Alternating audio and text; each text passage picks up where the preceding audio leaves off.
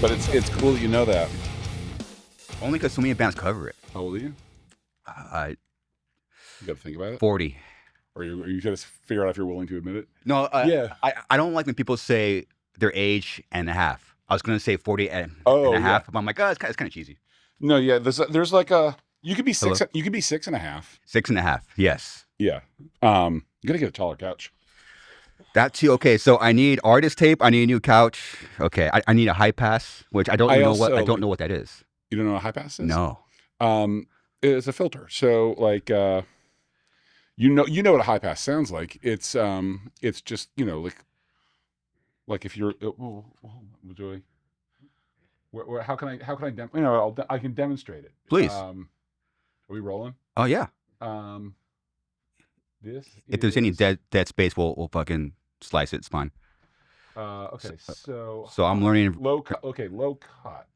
Let's engage the low cut. So I'm actually gonna see it. Okay. Yeah. So we can go to a steeper cutoff frequency. How do I make you go? Turn on. Low cut. Oh, do I have to? You got. Oh no, I gotta engage it. Turn engage. Yeah. Should we be screen sharing here? This is. So that would be a high pass. Yeah, okay. So high pass allows high frequencies to pass. Oh. You could also call it. I think Line 6 calls it a low cut. They're a low cut. Interchangeable, but usually in the studio world, like on a console, like it's usually the first thing after a mic pre, like on an analog console is the high pass filter. So got it. Like, in the case of a microphone, like this isn't too bad, but like you might have the high pass engaged on the mics, but yeah, it takes out the rumble. Oh. So like I should probably start doing that. Handling noise on a mic. There's different schools of thought. There's people like in audio that are just like high pass everything except for maybe like bass and bass guitar. Some people are just like, like if you don't high pass the bass drum, then you do high pass the bass guitar, or vice versa. Okay. Just the idea is like kind of cleaning up your low end so that your low end is not coming from too many sources. Mm-hmm. And like, like a hi-hat mic, for example, like you don't need like 80 hertz from a hi-hat. Like, the hi-hat might start at more like, 400 hertz or something like that. So you just like get rid of all the rumble and rumbly leakage from that microphone to kind of clean up the signal on that mic. There's actually some, I'm going off the top of my dome. First of all, we have Ballou from CONVERGE here. Thank you for hi. We're just in it right now. We're in it. And also quick thank you to Taylor Young that connected us. Oh yeah, Taylor rocks. I went checked out his new studio yesterday. It's fucking super nice. It feels really comfy in there. Nice. It's not massive, but it's like it's got a nice high ceiling. So even though the floor plan isn't massive, it still feels like you're in like a really cool studio. Oh, and awesome. Like he's got like it smells good in there. Oh yeah, that's very important. And opposite of this place. The AC works nice and stuff. And he's got like and he has like all the right gear in there and like nothing he doesn't need and everything he does, and it's like really dialed. He also has the nicest mic stands. These like triad mic stands. I had never seen them before. They're fucking rad. They're a little pricey, but they're rad. Triad. Yeah, they're like it's like a modular mic stand system where like there's all these different arms and attachments, and you can do mics and you can do phones and you can do music stands, and like they're like they don't bounce at all like that. They're just like you just hook them on and they're just like rock solid no matter how far you boom them out. Okay. Yeah, they're sick. I heard there's some beef with I'm going off the top of my dome. I haven't heard this in years, but there's beef. There's hi-hat beef with mixers. Some want to take the low one out of the hi-hat, but I heard what's his name, Lord Chris Lord Alge? Yes, I heard him. I heard him talk. He has shit. opinions. Yes, yeah. He's like, so why would you take the low end out of how the hi hat turned up? So it's funny how you can have two different opinions. I mean, he's been a part of some fantastic records. So like, I guess it's whatever gets you over the finish line. I mean, so anytime you engage an EQ, you're adding, EQ works on phase. So you are messing with your phase anytime you add any sort of EQ. Okay. I think maybe mic selection might be a better move. Oh, the mics. Than choosing like to filter it. There's some people that think filtering things is a bad idea. Like I didn't get to that, but it's just, it's different philosophies. Okay. And it's kind of like, there's just so much, like, you're managing so much minutia in a mix, and everyone's going to do it in a little bit different way, but it's just like whatever gets you over the finish line. There's a lot of people that are like super anti hi-hat mic in general, just because, like, no mic at all for the hi-hat? Well, they're loud as hell, and because there's two of them. You got one crash, you got one ride, you got one crash over here, but then you've got two cymbals, so it's just twice as loud. Interesting. But so the hi-hat's always like the loudest thing in like the overheads. I usually mic it anyway because I'm sneaky. Like I got my guy. Like I'll mic the hi-hat. Actually, the new Isotope RX thing is like, AI is good at a couple things, and removing, like, isolating microphones from each other is really good. Are you and like, serious? so the new like Isotope RX stuff you can take a hi-hat mic and you can clean the drums out of the hi-hat mic. It's fucking crazy. Yeah, I can fucking swear and shit on this. Yes, right? Of course. Okay, cool. And so then you're left with what's essentially just a hi-hat track. It's a track, not a stem. Where am I breaking the fourth wall here? Over there? Yes. Yeah. And then, but then once you're left with the hi-hat, then you can get sneaky with like sidechain stuff. So I tend to not use a lot of hi-hat in the mix, but I will use the hi-hat track to sidechain a multi-band compressor on the overheads and the room mics. So whenever someone's striking the hi-hat, it ducks the high end from the overheads to get some hi-hat out of the overheads. And then if it starts to feel a little out of balance, then I can bring the actual close mic on the hi-hat up to sort of fill in. And it gives me more of like a balance control of all the cymbals. Cause like, first thing when I'm setting up a drum set, maybe not first thing, but one of the first things I do when I'm setting up a drum set with somebody is like, all right, what collection of cymbals do you have? Because like, it's all going to be bleeding into everything else. So we got to find like a collection of like pitches and volume outputs, like that all work together over the course of this entire drum set. If you have like your China is like dominant over your left crash, like we got to do something about that, whether it's like position or microphone or just choosing a different cymbal. Like, it's like shit goes in, shit comes out. So if you can get that stuff dialed like during the tracking phase, then like it's going to make the mix come together much, much easier and much better and feel more balanced. It is, Kurt, it is actually like refreshing to hear someone like yourself talk about AI with audio, because I guess people might just assume, coming from you, oh, he's probably anti that, but you seem to you use it as like a tool. Yeah, I think there's a lot of people. I'm 52, right? So there's like a lot of people my age that are kind of, we maybe call them Luddites or something. They're, it's like you gotta have a full stack on stage, or like AI sucks, all this stuff, and like so much of it does suck. It's the thing we could talk about all day long, but like I don't know, if it's medical research or if it's like a tool that's used creatively, or if it helps with, at the end of the day, right, we're all just trying to get the song across. So if it's a thing that enhances being able to like have the song that you wrote connect with your audience, awesome. If it's a thing that detracts from that sucks. And if it's a thing that like sort of, that stops artists from being paid, if it's a thing that like replaces artists, no, like an AI gate for a hi-hat or an AI like de-bleeder tool, that's not taking a job from an engineer, like that's just getting them closer to a tool that's getting them closer to their ideal. And I don't think it makes them lazier. It just makes them be able to get towards the thing that they wanted. People always talk about like things like, well, yeah, the Beatles did it on 4-track, or some stupid shit like that. It's not just 60s anymore, man. Yeah, but also like if the Beatles had Pro Tools, they would absolutely have been using Pro Tools. They Probably, right? And then the result would have been different, I'm sure. But like, I guess the thing for me in production, the question that always comes up in my mind is just the difference. Is it because of or in spite of? Like, like I see Cryptopsy right there. Like, is None So Vile like awesome because of the production or in spite of the production? And like, maybe it's a little bit of both. I do love the production on that record, but like,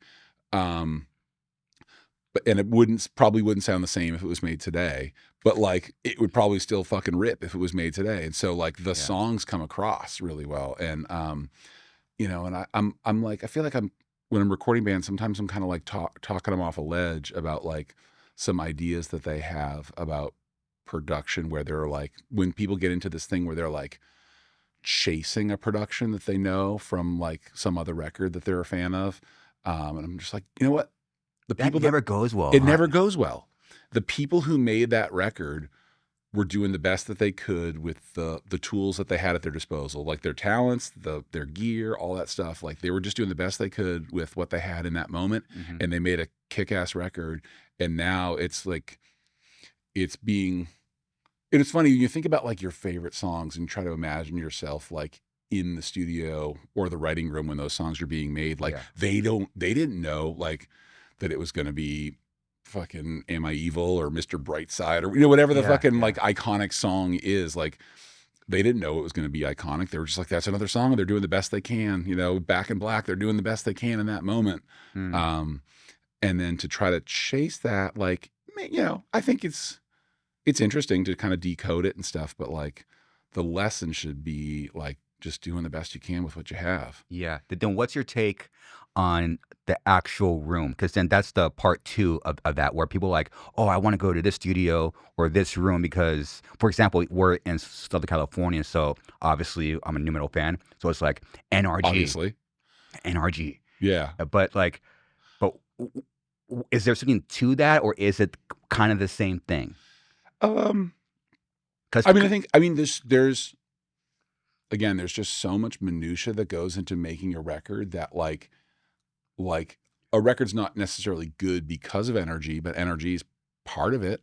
You know, the engineer is part of it, the producer's part of it, every person playing, the choice of drum, the choice of guitar, everything matters. But like the thing that matters the most is like the song and the performance. Yeah. And like if you like went in and like changed one of those things, like it'd still probably be rad. It would just be sick. It'd just be different, you know? I think one thing that you can't discount is inspiration, you know? So like if you have like, you're like, oh my God, man, I love all these records that were done at NRG, or I love all these records that were done with, you know, such and such engineer or producer, like to then go and work in that space, or with those people, it might elevate what you're doing because you're just so pumped on like the history of what's being done. Or just like, you know, when you're like off the clock shooting the shit, like getting stories about the records that they worked on or that were done in that space. Like then that's inspiring. Yeah. Okay. I think that stuff like really matters, you know, like I've done a bunch of records at Electrical Audio, like Steve Albini's studio, and like it's awesome. You know, there's things about it. Rest in like, peace too. Yeah. I mean, he was great. Such a cool guy, you know, especially like later in his life was so kind to me and so many other engineers, and sharing the knowledge that he had and just being like a good guy to be around. What'd you learn from him? Because he's like a legend, dude. I think I learned a lot about how to behave.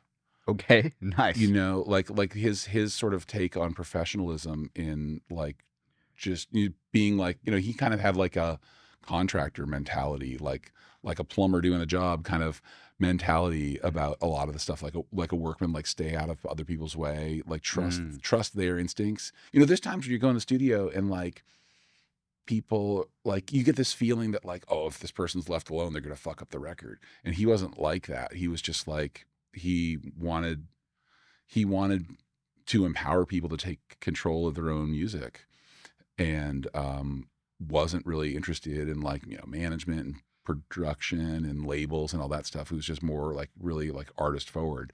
So that was cool. The other thing that I learned from him, which is also like something I've learned from other, you know, people senior to me or more, you know, more experienced than me, is that I'm not doing anything wrong. Right? Like you go, you're like, oh, sick. This is gonna be sick. Like I'm going to meet Steve Albini today, and like I'm in the studio and I'm gonna get all this knowledge, or like I'm gonna like, or like when I first recorded Dysphere, right? So Ufe from Dysphere was in Entombed. Yes. And I'm like, oh shit, dude, take me to church. And like two of your favorite bands? Because you have a soft spot for Swedish death metal. Oh, absolutely. Yeah. I mean, especially Entombed. There's something like where they're like, I mean, I love metal, but like I'm more of a punk, and like they were punk with like hardcore with like a metal aesthetic kind of, or like rock with a metal aesthetic more than they were metal, I think. Like it was almost like punker to be metal than it was to be punk at the time in Sweden. Yeah. Like when those records first started coming out. And then like, Wolverine Blues, which is just like iconic. That record was like, to be rock and roll in metal at that time was like, that was punk as fuck. Yeah. But anyway, side note. So like, working with Uffe, he's a rad guy. And like, when it comes time to get guitar tones, I'm like, yeah, all right, here we go. This guy's going to fucking school me. And it's just like, he just like hands me, well, he's playing my guitar, first of all. He just like hands me my guitar. And he's just like, yeah, just go get me a guitar sound. And I'm like, no. Oh. Wrong. You get the guitar sound. I learned from you. He's just like, I don't care. Like, wow. Like, no, I mean, he cares, but like, it's like it's not about that. It's more like, you're not doing anything wrong. You pick up little tidbits, of course, but like, it's more about like with Steve or with Uffe or like other people, like I'm expecting to get this like new knowledge from them. And then when I don't get it, I find out like, oh yeah, I just got to try harder, or I just got to keep going. I got to keep developing. Nothing I'm doing is wrong. It's just like, I just gotta there wasn't like a light bulb moment where like, oh shit, he's doing that on the snare drum. Like it wasn't anything like that. It's just like, oh no, I'm not doing anything wrong. I'm just going to keep on trucking. We just dropped some new merch. We got a Chug shirt, a pizza shirt, even a hot heat shirt like the one currently on my body. Head over to garzapodcast.myshopify.com. That's garzapodcast.myshopify.com, or click the link below. Love you guys. Since we're on like the producer talk, when you were tracking and recording Jane Doe, which pretty much launched the second phase of your life and career, correct? Yeah. You were probably watching, because you co-produced with Matt Ellard, yeah. Yeah. So great guy. Yeah, he did most of the. I was still like, I was maybe like 5-6 years into recording at that point, and like kind of felt like you've been recording since '95. Yeah. Okay. Yeah, and this Jane Doe was 2001, and I assume you're like watching them, seeing what can I learn here? Yeah, I mean, he was like a guy. He's awesome. We actually hung out recently. He's British. He grew up. Oh, he is? Wasn't. Yeah, he was not really a musician. More of like a, he was into like kind of second wave British punk stuff. Like interesting. Like when like gas ran out after like Sex Pistols and people started kind of scattering and doing more of their own things. Like he was like deeply involved in that kind of stuff when he lived over there, and came up in the studio system in London. And then I'm not exactly sure why he decided to come out here. But he was here for a while at, what studio was it? The one with like the big Trident console, all the Trident consoles. Was it like Ocean Way that's not Ocean Way. I forget. Maybe Cello. But anyway, he was at a big studio out here. He recorded. Like a lot of the major like Southern California studios, like, they have an engineer on staff on Tuesdays, and they get to do work with all sorts of different artists. And he was like one of those kind of people where he was maybe not like producing like Ozzy and producing like Lemmy, but he's getting to work with those people, but he's also getting to work with like big pop folks. And he ended up in Boston in the early mid 90s, like when like the whole like, like post Seattle, Boston was like the next thing that had like a bunch of like massive bands like Pixies and Letters to Cleo, like Folk Implosion, Dinosaur Jr. There's a ton of stuff, but he was working with Sean Slade and Paul Coldry, who were a couple producers that did like they did. I'm actually not sure if they recorded or just mixed like Radiohead, the Bends. But anyway, so Matt worked on. Matt had a very like diverse kind of background as an engineer, and he hadn't done a ton of like aggressive stuff, but he had worked with Overcast and Brian Fair. Do you know Brian? Yes. Yeah, from more known for Shadows Fall now, but like Overcast was like Converge's like kind of brother band for a while there, and Brian and I were like neighbors, and like like we had apartments next to each other. We shared an alley, and Oh shit. like, Cool. so I'd be like inside, like I was in engineering school. So I'm like aerospace engineering school. Aerospace, yeah. So I'm like in my room trying to do homework and got the window open. He's out in the alley doing kick flips and like hacky sacking and stuff. Cause he was like total hippie guy. Nice. Like, I think he likes the Dead as much as he likes metal. Mm. But that was rap. Anyway, so we were pals, and Brian was like, yes, Matt is awesome. You should definitely work with him. And because we were considering a few people. We actually even considered, I think we considered Albini for You Fail Me. But we talked to a few other people, but like Matt was the one that was kind of like, that impressed us the most. And like as like a budding engineer at that point in time, like I didn't get an opportunity, and also like as a freelance kind of studio owner, but not someone who was like pursuing it professionally yet. I'd never had the opportunity to like work as an assistant under anyone else.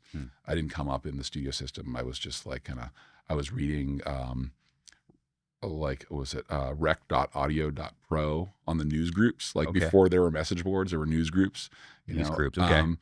And like, yeah, that was my life. Like before there was socials, it was like news groups. And so there was that. And then there was like alt.punk.straightedge and alt.music.hardcore. So like all our early tours were booked like via the news groups.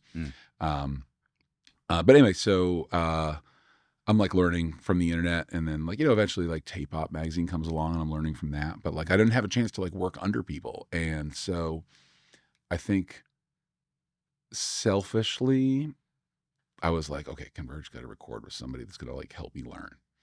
And so I kind of like used that as as a learning opportunity. I had recorded Converge and mixed Converge prior to that. But yeah, I think I wanted to level up, and I wanted, I just wanted like a little different perspective on it. And we absolutely like could have gone and recorded with like Steve Evans, for example, like who was doing like Dillinger Escape Plan at the time, and a lot of our contemporaries at around that time period. And the record, I'm sure, would have turned out great. Steve rules.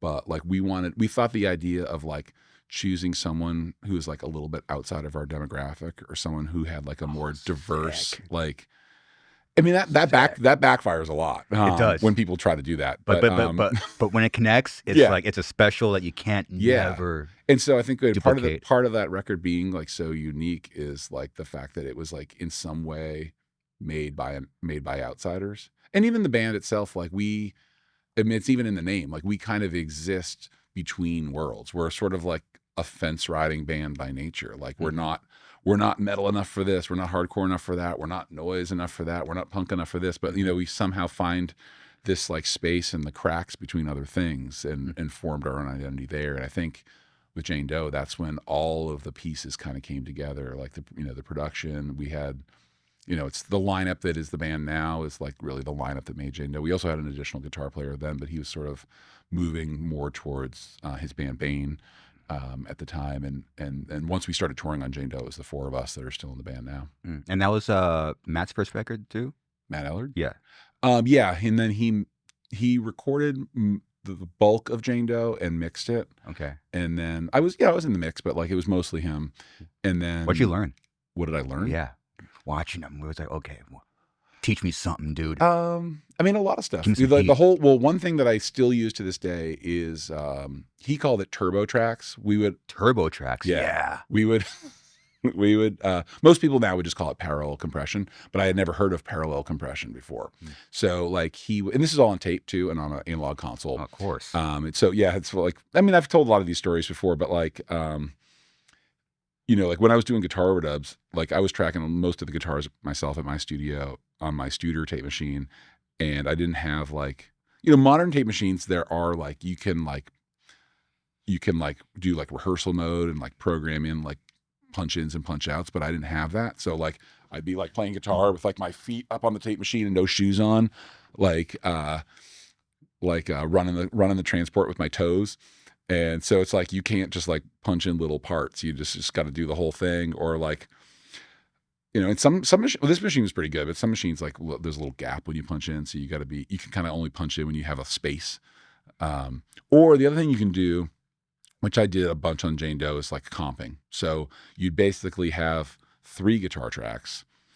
for one performance. So you do like, well, I mean, if you have a bunch of mics, that stuff's all getting bussed together on the way in. So it's like, and there's no DI or anything like that. So it's just like whatever the guitar sound ends up being is summed, and then that goes to one track.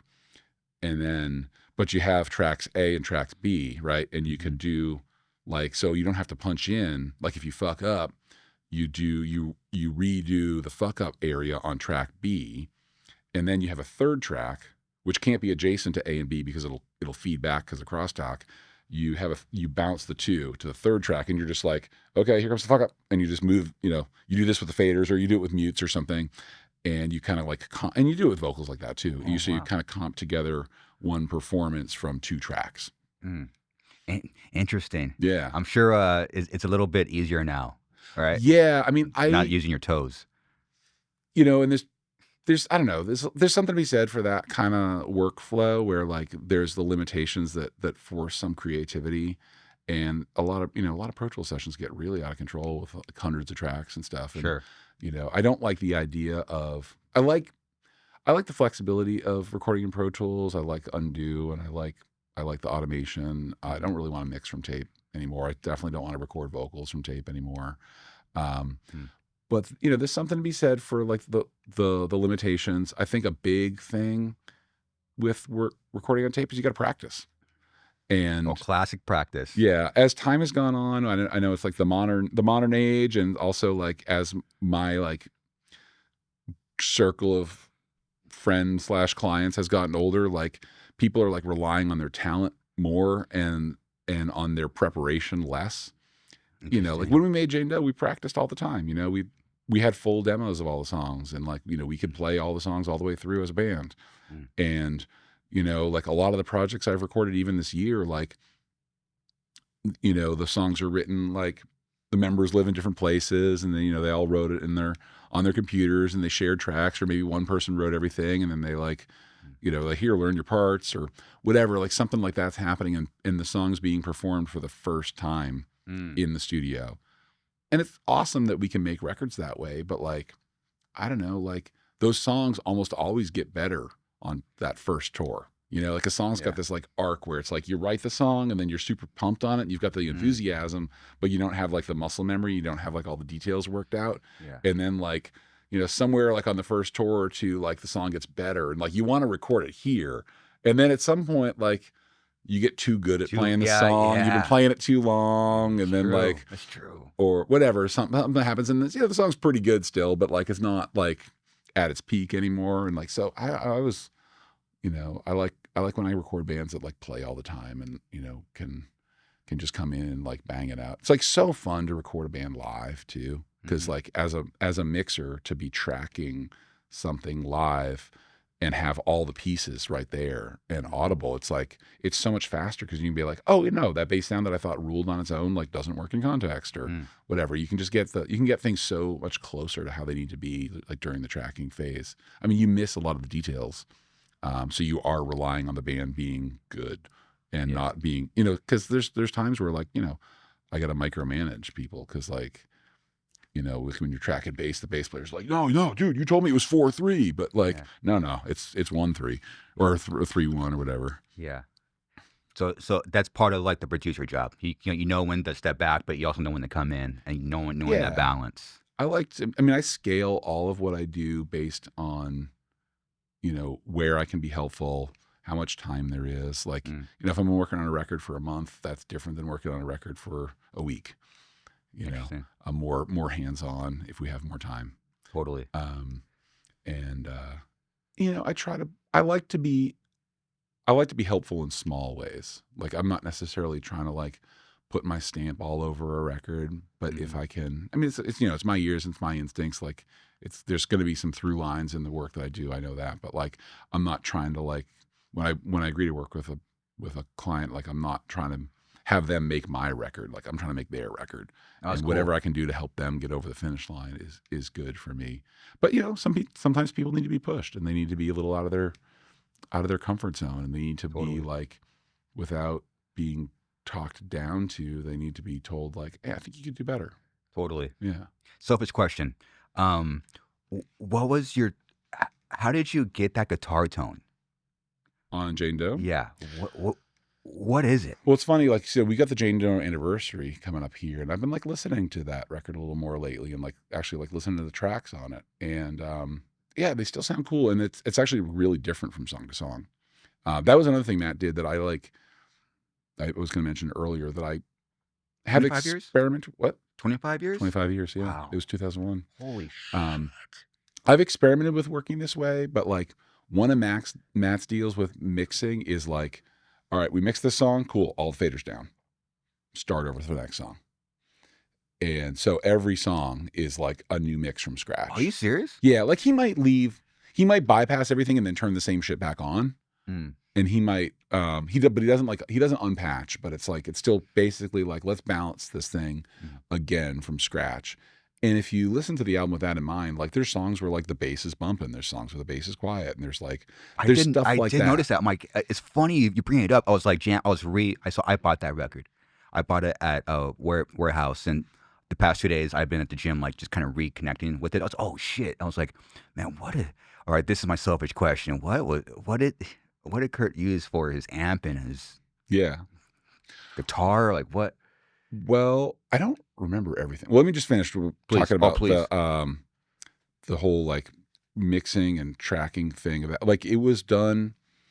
That record was approached sort of overall more on a song by song basis and less of an album basis. Yeah, which I don't personally like doing these days. I feel like there's a lot of like, I like to do things more in batches where like, you know, you might learn something about the bass sound on song 6 that you didn't get on song 1. So like if you mix song 1 to completion and then you're like, you get to song 6 and you're like, oh shit, you know what? The fucking rack tom's out of phase. And then like, you know, you got to go back to the first song. And so like, I like working on a whole album at once. And I think I like the consistency of an album, like where you work on, like I do everything in one Pro Tools session. So like when I'm mixing everything. But Matt had like a very like a la carte thing, which is cool, and I think it gave each song its own character. But it's certainly like a lot of work, and it's easy for minutia to slip through the cracks. But we recorded that, like the drums are done in 3 different studios, and like guitars are done like in a whole bunch of different places. But the main amp that I had on that was like a Racktifier. You know, the rack mount rectifiers. I'm not sure which rev that is. Is it a dual 2-channel, right? Yeah. Yeah, it was like of course early you did. One. I was all about that shit. I've always wanted to own one. I'm really sad that I sold it. I think you sold it. I have most of the gear from that era still. But you know, I think it makes sense. I've always wanted one of these guys, man. Fuck. Unfortunately, like well, maybe I don't know. Taxes have gone up a lot. So I'm not as good as I was. But for a long time there, I was at a point where I didn't have to sell one piece of gear to buy a new piece of gear. Yeah. And that was nice. But with the Racktifier thing, like, I don't know, I wanted something new and I was like, I got to sell this to buy the new thing. And I did. And like those things they really held their value. I remember selling it probably, 8 years, maybe 10 years after I bought it for what I paid for it new. So I was like pumped that I got that price, but I wish I still had it because it was a cool sounding amp. And I've had some rectifiers since then that just like haven't been as good, and I've jettisoned them. But yeah, it was really cool. So I had that, and I'm actually not at the time live. I was definitely playing an orange 4x12, like I think it was Gibson era orange. Okay, Gibson owned orange in the 90s. Okay, I'm not 100% on that, but had those, and then guitars. I tracked most of it. I was like diehard EMG at the time, and EMG 85, not 81. Oh, nice. So I might not have even had like a pedal. It might have just been straight like, in. Yeah, because the horned up the 85s. Like, real quick. So this is it, right? Oh yeah. Okay, I thought you were talking about the rectifier. No, not that. That's the rectifier preamp and a power amp. So it's a rectifier. See the black one? Oh, no. Okay. That one. Yeah. Okay, cool. That. I just wanted to make sure I'm 100% correct. Yeah, because people say, Garza, you don't know your amps, you idiot. So I just want to make sure this is exactly it. Okay. Yeah, I know people talk a lot about like revs on rectifiers, and I don't know what rev that is, but that's what it looked like. It might have been chrome diamond plate. No, I think it was black. So just straight in, huh? Yeah, straight in. I had 2 gates. I had a Rocktron rack mount gate. So I had a rack with that, Yeah. a Korg tuner, and a 2-channel Rocktron gate. And so I had the guitar plugged right into channel 1, and then out of channel 1 into the input of the amp, and then channel 2 was in the effects loop of the amp. So I'm like double gating. So like, and then one nice thing about Helix is you can kind of do this too, where you can do a sidechain input on the gate. So basically, you get the full dynamic range of the guitar acting as a gate. So you don't, because like when you're distortion, if you look at the waveform of distortion, it's just a brick. So there's not a lot of dynamic range there. But like if you look at like the waveform on a DI, there's a lot of ups and downs and stuff. So like the gate was really responsive to the guitar by having it on the front end. And then I used that second gate in the effects loop to kind of kill all the hiss. And so it left me with like this really super tight kind of thing. And I could have a lot of gain, but I could chug without feedback and stuff. It's interesting because it sounds like you put something in front of the amp. And to hear you say there's nothing in front. I might It sounds crazy, Kurt. I might have. It might have just been kind of dined out. But like, I mean, with an EMG, it's like pretty like bass starved mid forward anyway, which is kind of what I'm doing with distortion pedals. Like when I use a distortion pedal, it's usually like distortion just barely cracked open, and then volume dimed to just punish the front end of the amp. And I keep kind of even do that with like Helix rigs now too. What I might have used was I basically had 3 distortion pedals. No, I had 4 distortion pedals at the time. I had a muff, which wouldn't have been that. I did use the muff as side note. There's like DI guitar on a lot of that stuff, which is like a muff into a drummer mic preamp and then just straight in. Oh shit! Like no amp, no speakers, nothing. So there's like a sizzle to it would be the black. I'm not sure if it was the Russian. I'm not sure which rev, not the metal muff. Was it the Russian one? It was like the big. I forget which. It's like black and with green text, and not green with black text. Like the actual like a real big muff. I mean, there's so many revisions of it, but yeah, I don't know what it was called. It was like a bigger box. Yeah, I'm not seeing. Maybe try a Big Muff Russian or Big Muff. Try Russian. Try Russian Big Muff, or Big Muff Pie. Yeah, well, that black one you used passed, or the no, that's green, black and yellow. Yes, that's the color. It looked like that. Okay. There's a few versions of that too. Nice. And there's like there's some that are like thicker than other ones. Mine was the thinner one. But anyway, I don't remember exactly what revision it was, but I still have it. It's cool pedal. But I had that. I had a Boss OS 2, which was a lot of the earlier Converge stuff was that, and that's like it's like a DS. It's 2 pedals in one, right? You can kind of blend it. It's like an SD1 and a I think SD1 or OD1 and a DS1 that are in parallel, and there's this like color mix where you can kind of blend between 2 pedals, which is cool. I never heard of it until I heard you talk about this But pedal. I would use that like on the overdrive side, just maybe like cracked to distortion just a little bit, and that one's very mid forward. So like if you have like a vintage tube amp that's just not cut out for high gain, you can get high gain out of that because you're like starving the bottom end on the front end, so you can get like tight chugs, and then you boost the bottom end like later on in the signal path to like bring in the bass. So I've used that thing a lot. Cave-In, like diehard OS2 people. Oh, yeah. And it was just because like that was the only distortion pedal that Jake had. I needed a distortion pedal, and he's like, well, I got this thing. And so, happy accident. Just using what we had, but probably there's a chance that there was Metal Zone on Jane Doe, also used conservatively. I just learned this week that it should be used as a preamp. Yeah, I just learned that literally this week from a previous guest. Yeah, I mean it's a cool pedal. Like I never dimed it out like the way the black metal people did. It was more just like the bass and treble were flat, and then the mid was like fine. Like with like mid boost stuff, I try to kind of find the key of the song with where I'm emphasizing the mid boost, and then like like I'm in drop C here, so I'd kind of like dial it in until I hear that like drop C reinforcement that happens with with the mid control, and then like leave it there. But no, I think what I probably used was a GE7. So GE7, the Boss EQ pedal. Oh, okay. You can pull that up. Yeah, please. So yeah, if you basically do like a frowny face with the a frowny face, nice. with the EQ controls, Because yeah, you want a smiley face. If you put it in the effects loop, you want that smiley face to suck those mids. But yeah, if you want like I didn't use a Behringer, but like that kind of shape, except dime the gain. So if you put like that EQ, like that Behringer EQ shape on your front end, you're kind of doing what a tube screamer does. Like you're starving the bottom end to tighten up the chugs. You're boosting the mid range to kind of push the gain and the overtones. You're not boosting the highs because you don't want that clank.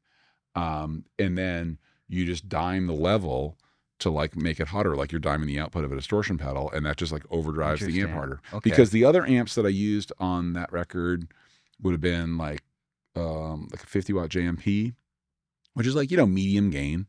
But like when you gain those things up too high, they get kind of like swampy. That's like your favorite amp, creamy. Huh? That's one of them. Yeah, for sure.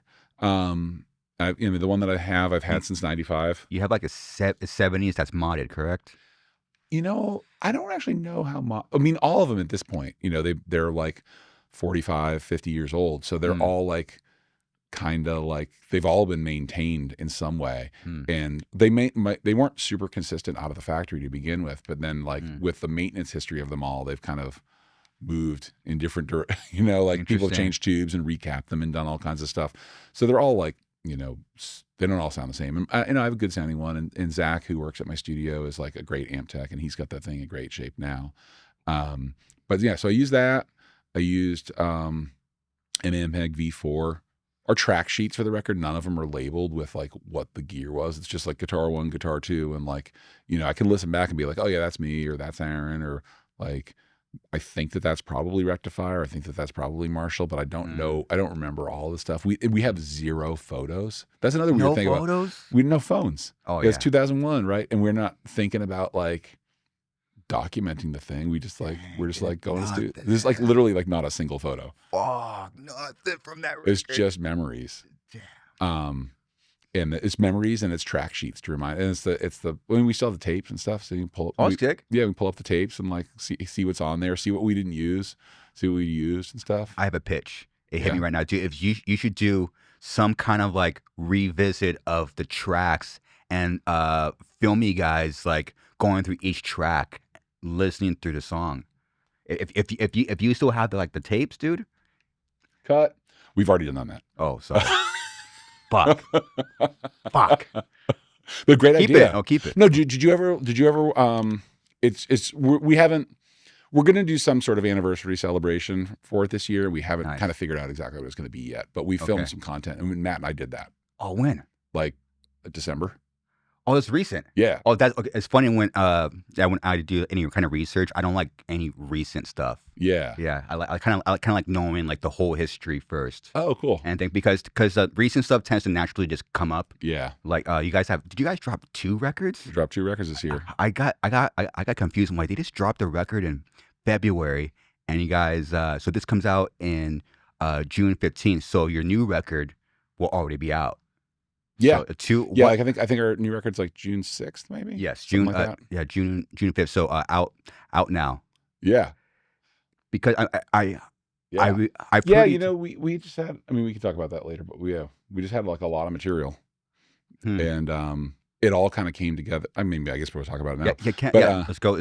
It's going now. And I heard you talk about Kurt, where you're not a fan of releasing music like every 2 years. It's like you try to push it to like 3 to 4 to 5. So it was kind of surprising when I saw these 2 records back to back. So this year did the complete opposite. Well, I mean, I don't know that I'm not a fan of that. I'm just not a fan of like being beholden to an album cycle. Like we're not a full-time band, right? So we all have like some sort of career outside of the band. So we're not like, it's not like, oh shit, 18 months, like this tour offer is based on a new album. Like we don't have to worry about that stuff. So we can just be purely artistic with the way that we release music. And so if we have music we're stoked on and it's ready to come out, like we're going to put it out. If we don't have music that we're stoked on, it's not ready to come out, we're going to wait.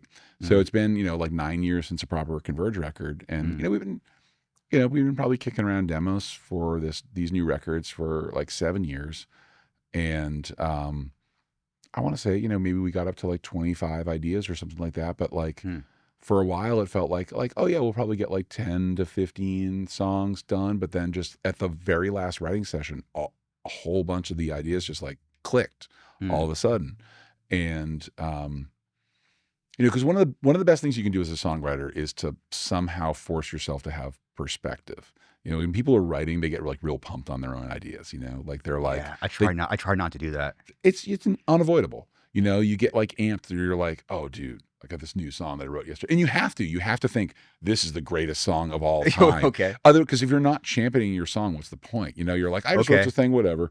But like, you want like this shit's fucking sick. You bring it to your bandmates, and then like, if they're not pumped on it, you're a little crestfallen. But whatever. Like, you got to be pumped on all the shit you're writing. So, like, anyway, it just like at the very last minute, all of these things came together that we were like super pumped on, and we start recording them, and we realize like we have like 2 albums worth of material that we really love, and we want to give all of these songs a chance to be heard.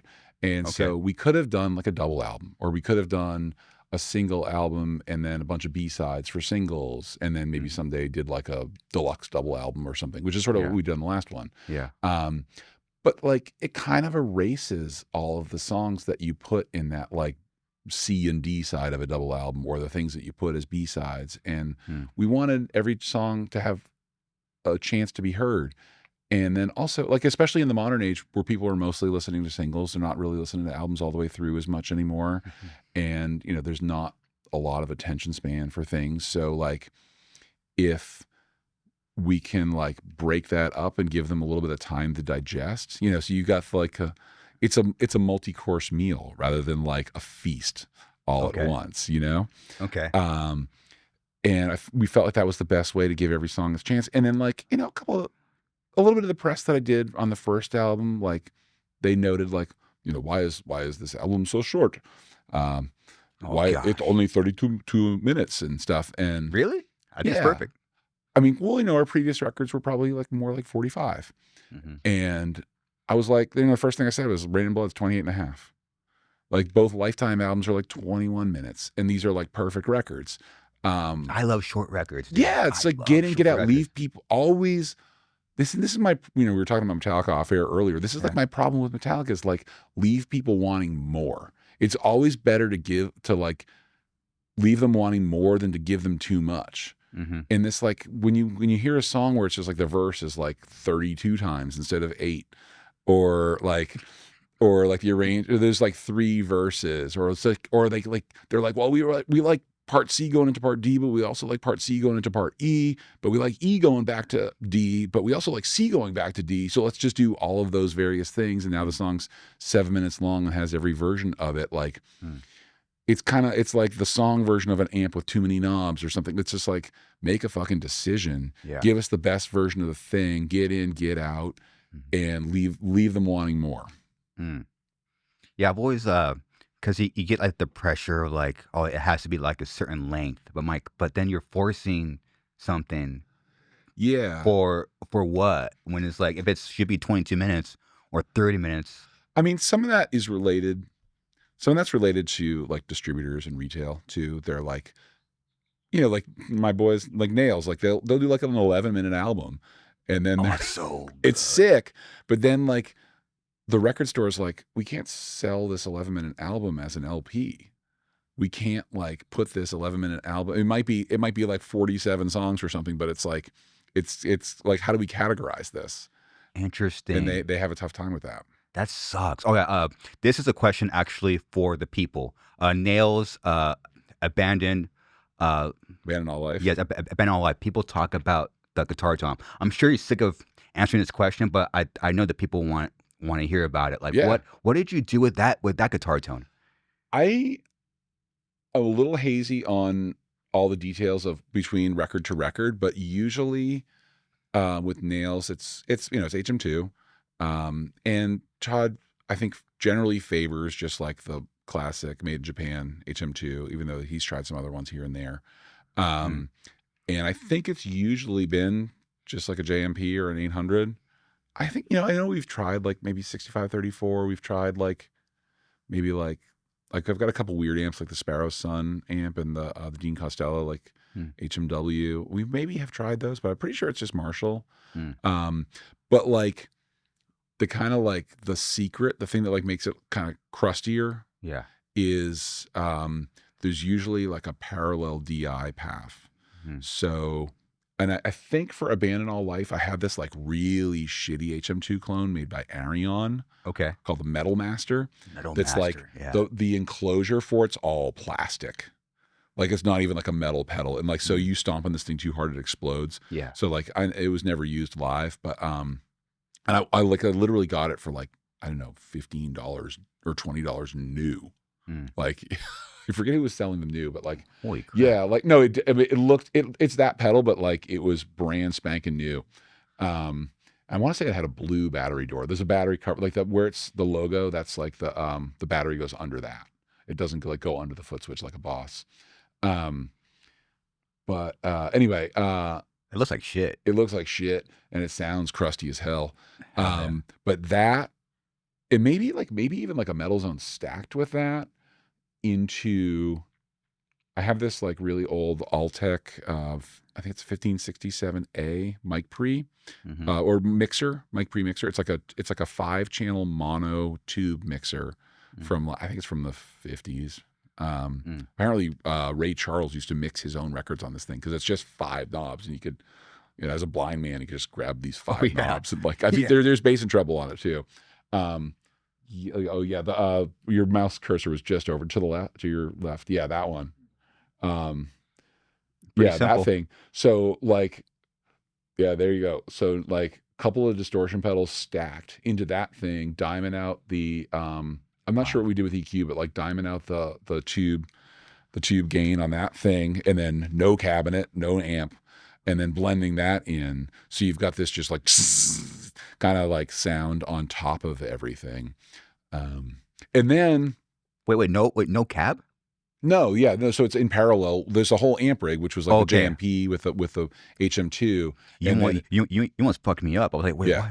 And then, I mean, there's a lot of cool guitar tones out there that are just like DI. Like, I mentioned Beatles earlier. I'm not a big Beatles head or anything, but like, the say you want a revolution. Was that like something 5, Revolution number 5 or something? Anyway, what's that song? The lead guitar and that's like is like DI right into the board and stuff. And there's a lot of like early like fuzz tones that sound like a little like combo amp with a fuzz that aren't. It's just like guitar straight into the mic pre and dime out the mic pre.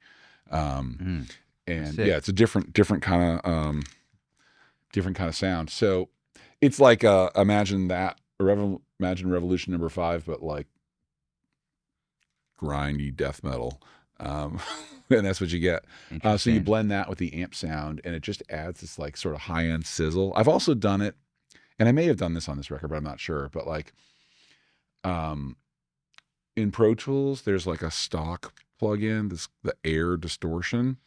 And I forget how all the knobs are labeled, but there's this like the knob on the top left corner is kind of like an EQ control. And if you like basically take this distortion and put it on the guitar track or maybe the guitar bus and then like that thing. Yeah. So the pre-shape. Yeah. If you go a little bit like to maybe like 11 o'clock or 10 o'clock with the pre-shape, and then like you maybe have to drive a little lower than the mix down at like 10% or something like that. It'll just add this like scoopy sizzle to the guitar tracks. And, like a guitar speaker, like a 12-inch guitar speaker, like if you look at the EQ curve of that stuff, it's just like killing all the high end, which is, mostly what you want. Like you don't want the guitar to be like in the same frequency range as the cymbals or the sibilance of like a singer's voice. Like a lot of the aggression of that is there. If I want to talk nails, like it just reminds me of like the new Terror record that Todd produced, like Scott's vocals for that. There's a ton of like air on them, like high frequency kind of like air stuff, and it makes it sound like really throaty and aggressive, but it's like totally above the frequency range that like the guitars are at. But like with nails, you just want everything mushed together and not a lot of clarity between the instruments and stuff. So like you throw that air distortion on the guitar bus, and then it's like after the speakers, and it brings up all this like crackly high end and stuff that's like in the same range as the cymbals, but fuck it. Yeah. And it just makes it sound like gross and antisocial. Yeah. Yeah. It's gross. Yeah. That one's for the people. Well, dude, so we got to talk about your guitar tone. So, Okay. I make this mistake all the time, and you are another example. Is I make assumptions about. Oh, Jesus Christ. Do you guys do blooper reels? Shit, I'm sorry. Oh, you're fine. First time. Well, we are not meant to have a candle on this one. Fuck. I'm sorry. Oh, you're fine. Sick. All right. Time to start farting. All right. Oh my gosh. Man, I'm sorry about that. Kurt Ballou. I'll help you clean that up later. No, that's fine.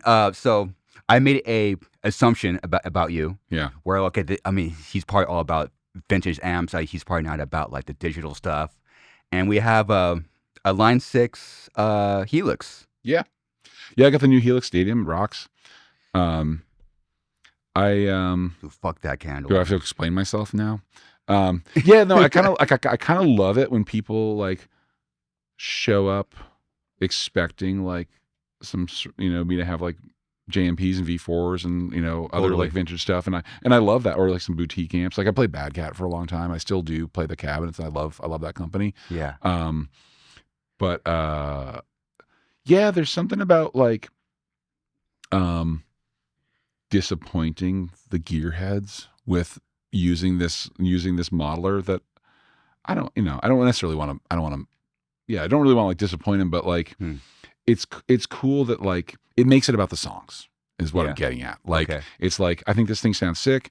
It lets me focus on the song and like all the gear in the world. It's cool and stuff, but like how many times have you gone and seen a band and like watched them set up all their full stacks and their massive pedal boards and then they just suck? Or like like everything's breaking all the time and it's like detracting from the show, and like let's just like get to the songs, because that's the thing that like I really care about. And like this thing lets me get to the songs, and then this thing lets me go to a festival and plug into whatever they have there as for house backline and get my stage volume that way. Okay. I can have my sound that I've worked hard at to craft in my studio, and I can have that every single night. It's consistent. Our front of house engineer just pushes up 2 faders. I mean, even my EQ the guitars a little bit, but like he basically just pushes up 2 faders, and like he doesn't have to worry about the guitars. He can focus on like the things that are mic'd, like the vocals and the drums. And it takes a little load off him, and it generally makes for a better mix and a more consistent mix night after night. I've got a fly rig, so I've got this thing and 2 quilters and all my cables in one Gator case. And shout out Gator, they rock. So I've got that, and then I've got like a Gator boat that I have 2 guitars in, and like I've got 4 guitars in this tour, but like if I have to, I've got this fly rig that's only 2 bags. It's my entire rig minus cabinets. The cabinets are only on stage for stage volume. If I had to play an ampless show and I had good monitors, like I could do it. I haven't had to yet, but maybe someday I will. And the whole thing is just like, it's portable. It sounds great. It's consistent. The sounds are all backed up on my computer. It's just ultra reliable. And the other thing that I really love about the Helix platform is that it's scalable to a lot of different units. So, they have smaller units, they have bigger, well, actually they don't have bigger units than this, but they have, a number of like smaller products than this. And then they also have the plug-in and they have the editor. So like, I've got my desktop editor over here. But let me get out of this. I don't even know if you can see this in frame, but like the desktop editor looks just like the plug-in. I can probably talk about the plugin because I believe that the Helix Stadium plugin will be out by the time this is out. Oh, really? Okay. Yeah, it's not out yet. They're still like rolling out features with the Stadium, but yeah, I was told the plugin will be out in about a month. Oh, sick. Okay. So like to be able to have, I use Pro Tools at home, and so like to be able to have that plugin available to me, that's the same functionality and can move sounds like freely between the floor unit that I take on tour and the plugin that I use in my studio is really great. I'm not like always rebuilding things. So I love it, and I think it sounds great, and I've got it like, I've got it just super dialed. And prior to this, Well, one of the reasons that I went to Helix is, as the only guitar player in the band, I have a stereo rig. Yes. For a few reasons. One is just more sound.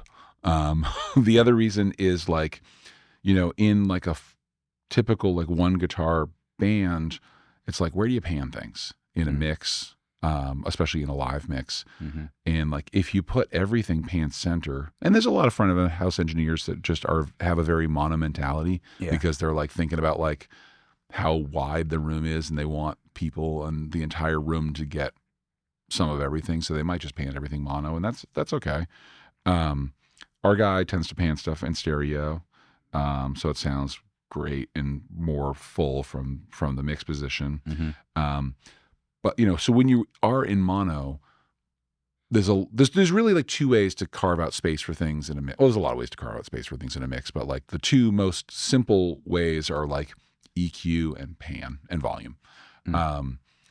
And so if everything's panned in the middle, now you only have like EQ and volume to carve out space for everything. But if you have panning space, then there's more room to fit everything in. So when I was playing like a mono guitar rig, then guitar and bass and kick drum and snare drum and vocals and everything's in the middle, and so that stuff's all sort of fighting for attention.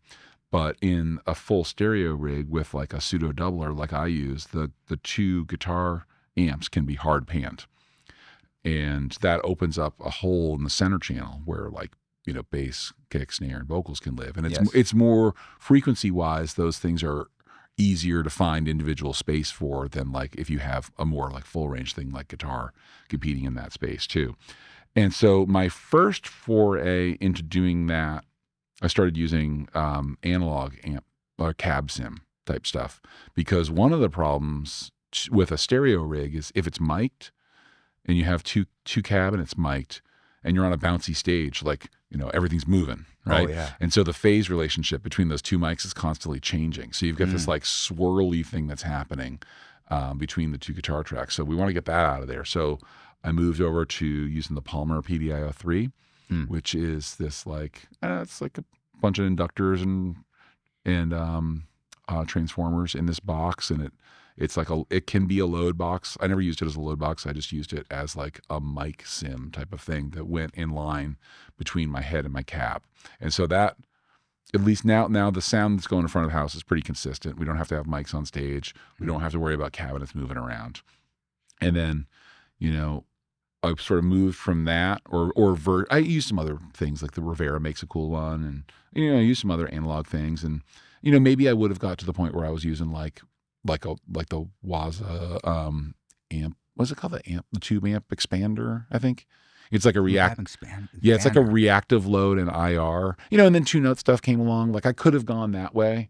And I do use some Two Notes products. They're cool. I've seen these. Yeah, like so Boss makes this, and it's like a reactive load that is an IR loader. I've never used one myself, but it seems like a cool product. So that's sick. Boss is a great company. They're not the greatest musical instrument company of all time, but they're up probably top 5. Top 5, okay. Yeah. Yamaha, number 1. Oh, greatest musical instrument company of all time. Fight me. Okay. Change my mind. No, don't fight me. Change my mind. Anyway, I could have gone this way, but like, I had an opportunity to get a Helix, and like, there's just so much you can do with it, and like, while like the early versions didn't have like a capture function, like because I had a Kemper before this, and it just never quite got there for me. I think every firmware revision it improved, but like navigating it didn't click with my brain. It didn't quite do what I hoped it would do. But then the Helix came out, sounded great. This guy Ben Adrian that I'm friends with, he does a lot of the modeling for them, and he's just like an old like Midwest noise rock BMX guy like me. Well, I'm not Midwest, but like I'm a noise rock BMX guy, and like so I'm like, oh, here's somebody like me who's doing the amp modeling, and like that gave me kind of like a little confidence boost in Helix over some other brands. Okay. And so I got that, and then like you can't really do capture, but you can load IRs, and via Pro Tools or whatever DAW you have, like if you have something like FabFilter Pro Q2, you can do an EQ match. So if you can kind of dial in a one of like the factory amp models to sound pretty close to what you want, or pretty close to like your analog gear, like what I was trying to do, then you can design your own IR by using like EQ matching the sound using FabFilter, or like Isotope has a EQ match thing. There's a few others that do too. If you like EQ that IR to like another, like studio guitar sound of yours, you can get pretty close. So that's what I had been doing prior to getting the Stadium.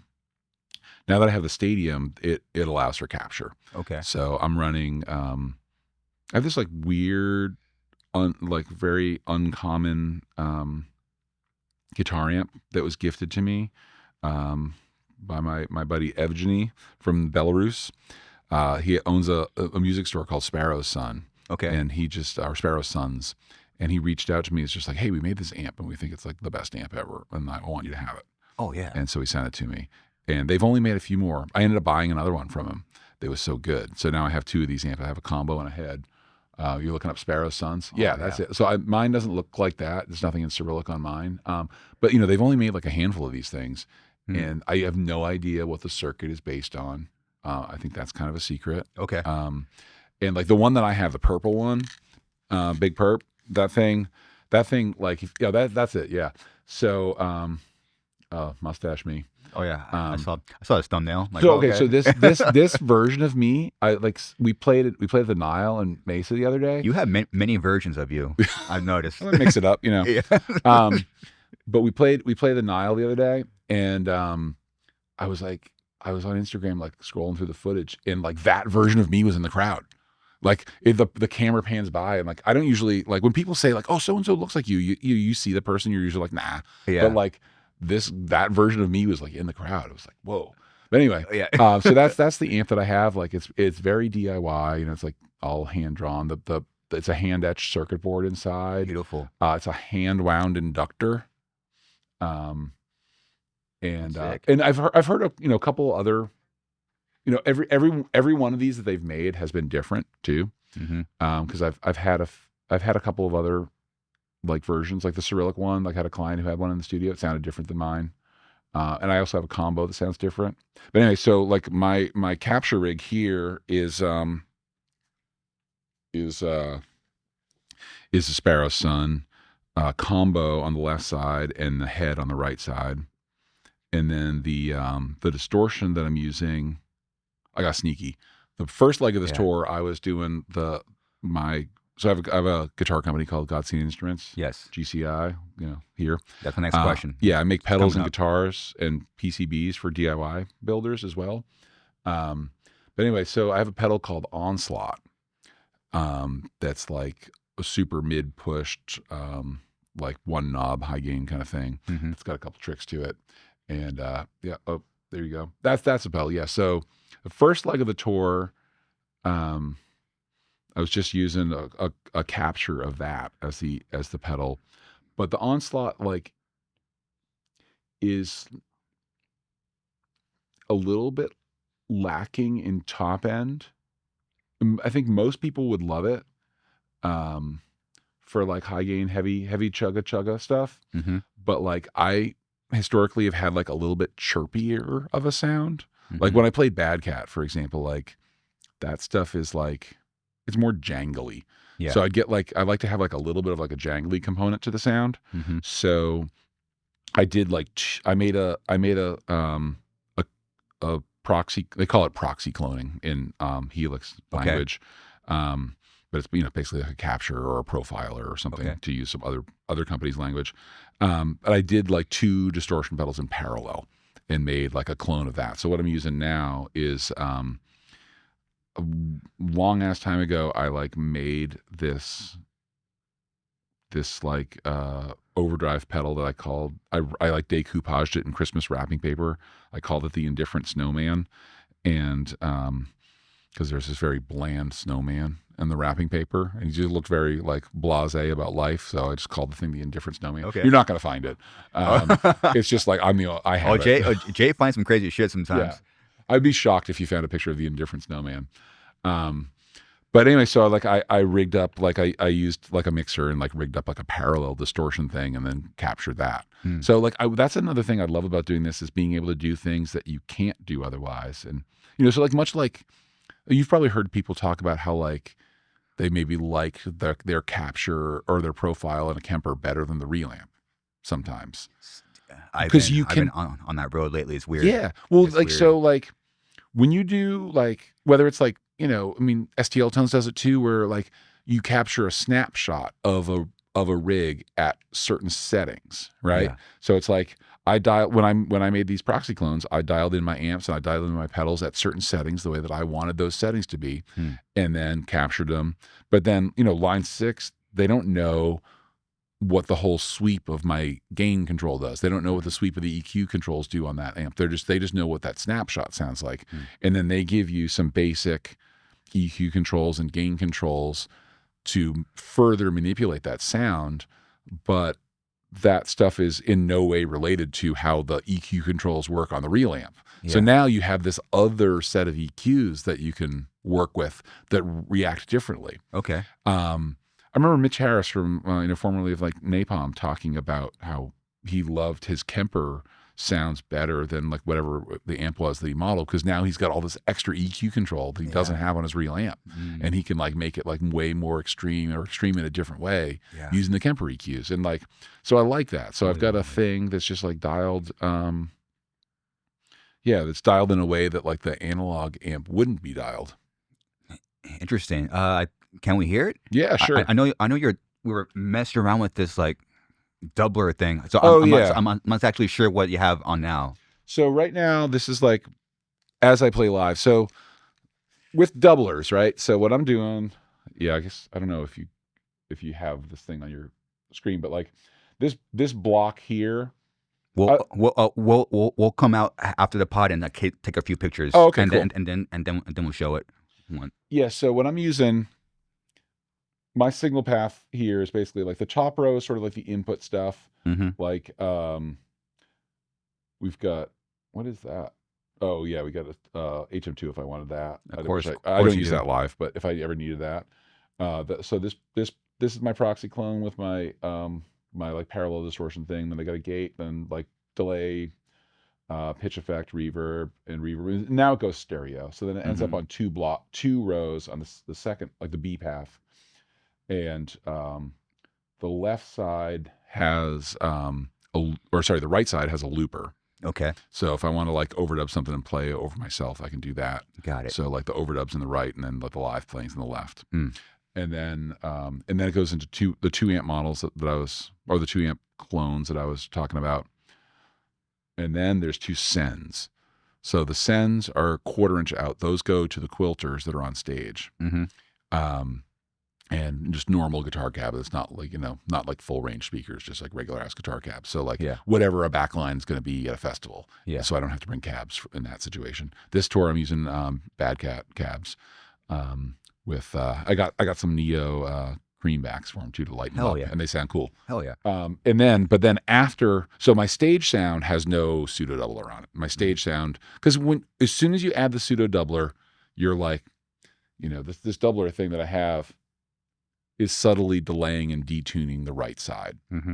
So it influences the tone a little bit. But in widening it, it also kind of makes it sort of chorusy. Yeah. And like the wider set apart the speakers are, the more it sounds like 2 guitars. And the closer those things to get together, the more that they sound like kind of weird and chorusy. So like if someone's listening to this podcast like on their headphones or on their computer speakers or like on their phone, like I'll give you a couple chugs. It probably sounds corny, and like chorusy. But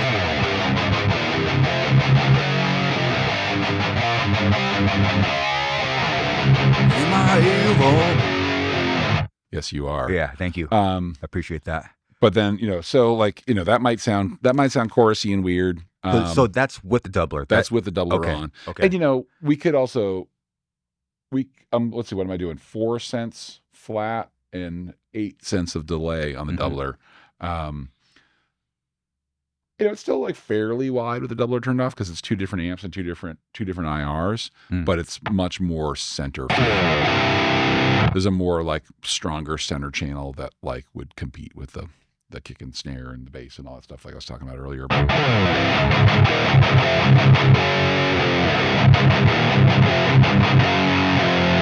They both sound good. They sound good, yeah. So I'd be like, for like this purpose where people are not probably listening to the speakers like 60 feet apart, like like at a venue, like it probably sounds better to just leave that thing off for now. Okay. But yeah, I mean, if we had time, like I could also just like start a new patch and like pull up some of the different things that I cloned. But this is like what I'm doing. Yeah, this is what I'm doing live. So, I don't even know how to play my songs. Yeah, I mean, if you got any requests, I could try to play something. But yeah. I was. I guess we could hop into that now. I was trying to learn a riff. Oh shit! Okay, cool. And all the covers are wrong. So I want to get straight from the source. Dude, I want to like. I feel like. Oh, okay. I know what you're talking about. Nate wrote that one. I saw someone do it here. I saw someone do where I talk about a concubine, and I was. Okay. Yeah, someone's doing this. I saw someone doing this. I saw someone tapping. I'm like, I might have to stand up for this one. Oh yeah.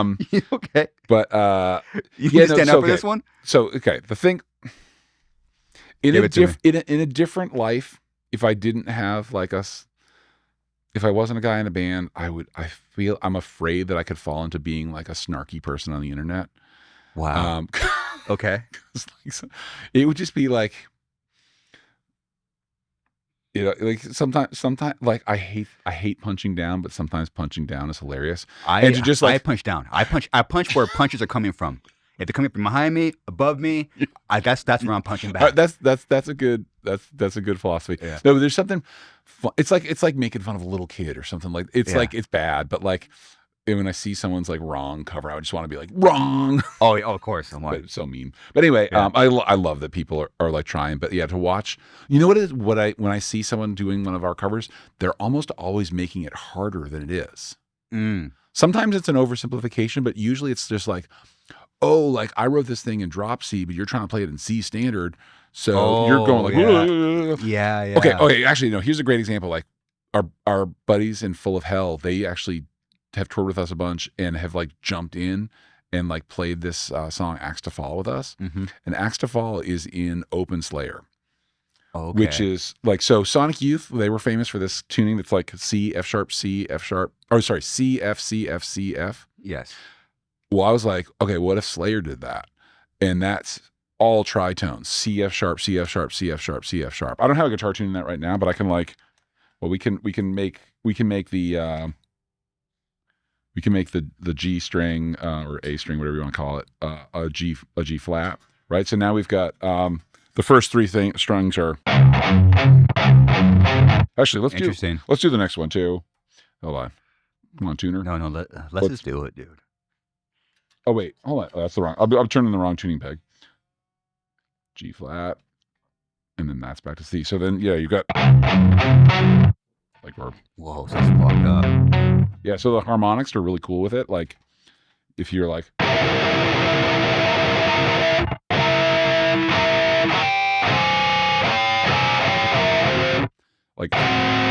so that song is like, sorry.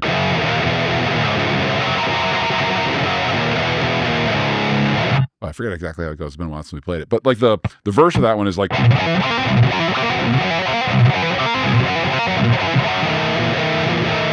And to go like tuned in C standard or like drop C. That's probably super. It's a super awkward fingering. And even just to go like. You got to go like. It's just super awkward. Yeah. I mean, Gabe, their guitar player, is like a wizard. And he can do it, but I'm like, dude, you're working way too hard. Like, let's just like put this thing in Open Slayer and then just go to town and make it easier on yourself. I love doing alternate tunings. But you're mostly in drop C. Well, it's funny. Like I'm mostly in what we call wacky tuning, Wacky Tuning, perfect. which is sort of like Dadgad.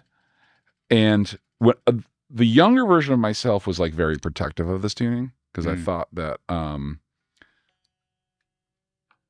like, you know, if I revealed my tuning, that someone's going to come along and steal my vibe. Yeah. Get my mojo. And so I was always like really secretive about it. I don't care about that anymore, but now it's just kind of fun for it to be like a learning challenge. Being like, like figure out this tuning. Like, here's some clues.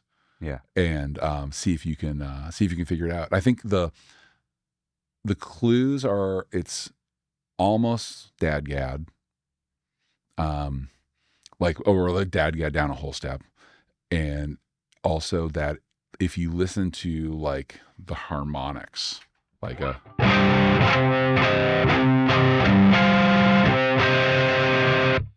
if you listen to that kind of stuff, like the song Jane Doe, for example, has like a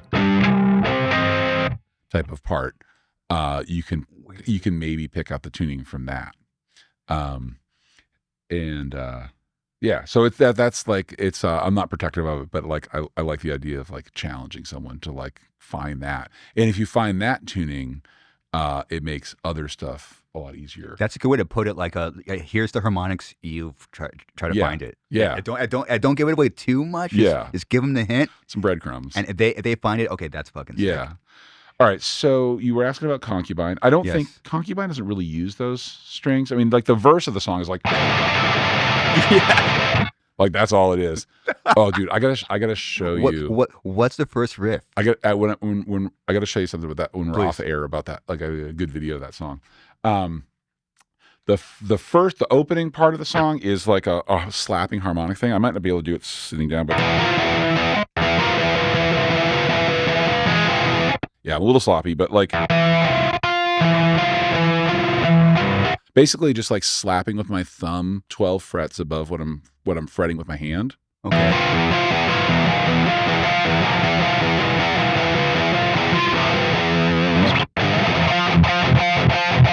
So it's like the same notes, but fretted this time.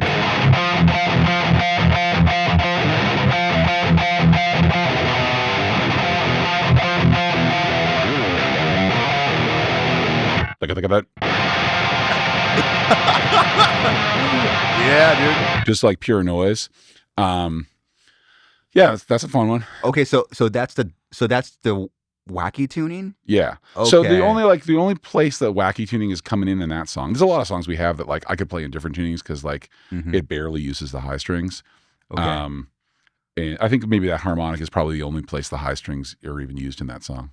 Wow. Okay, so that's something I'm going to have to look back after this is done. I'm like, okay, what? I'm gonna try to tune that in that way. So you see, I can't just pick up like a drop C guitar and start like. You could do that part, yeah. Can you? In drop C. Yeah. Is that an A down the bottom? This is A, but this is drop C. Yeah, I mean that's basically the idea. I think on the record, I maybe like was like this, and because like if you go, it's a little impractical to do live, but if you go at an angle and take like one finger, you can kind of get 4th fret and on the low string. It's still the E string to me. This is the E string still. No, go down to, so you're gonna fret on the 4th fret. Okay. On the E string. Yes. And then you're gonna fret on the 5th fret on the D string. Got it.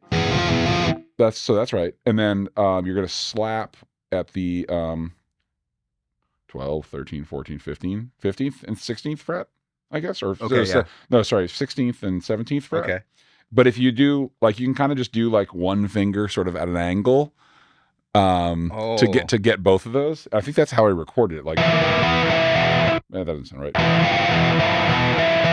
Oh. Yeah, maybe thumb's better.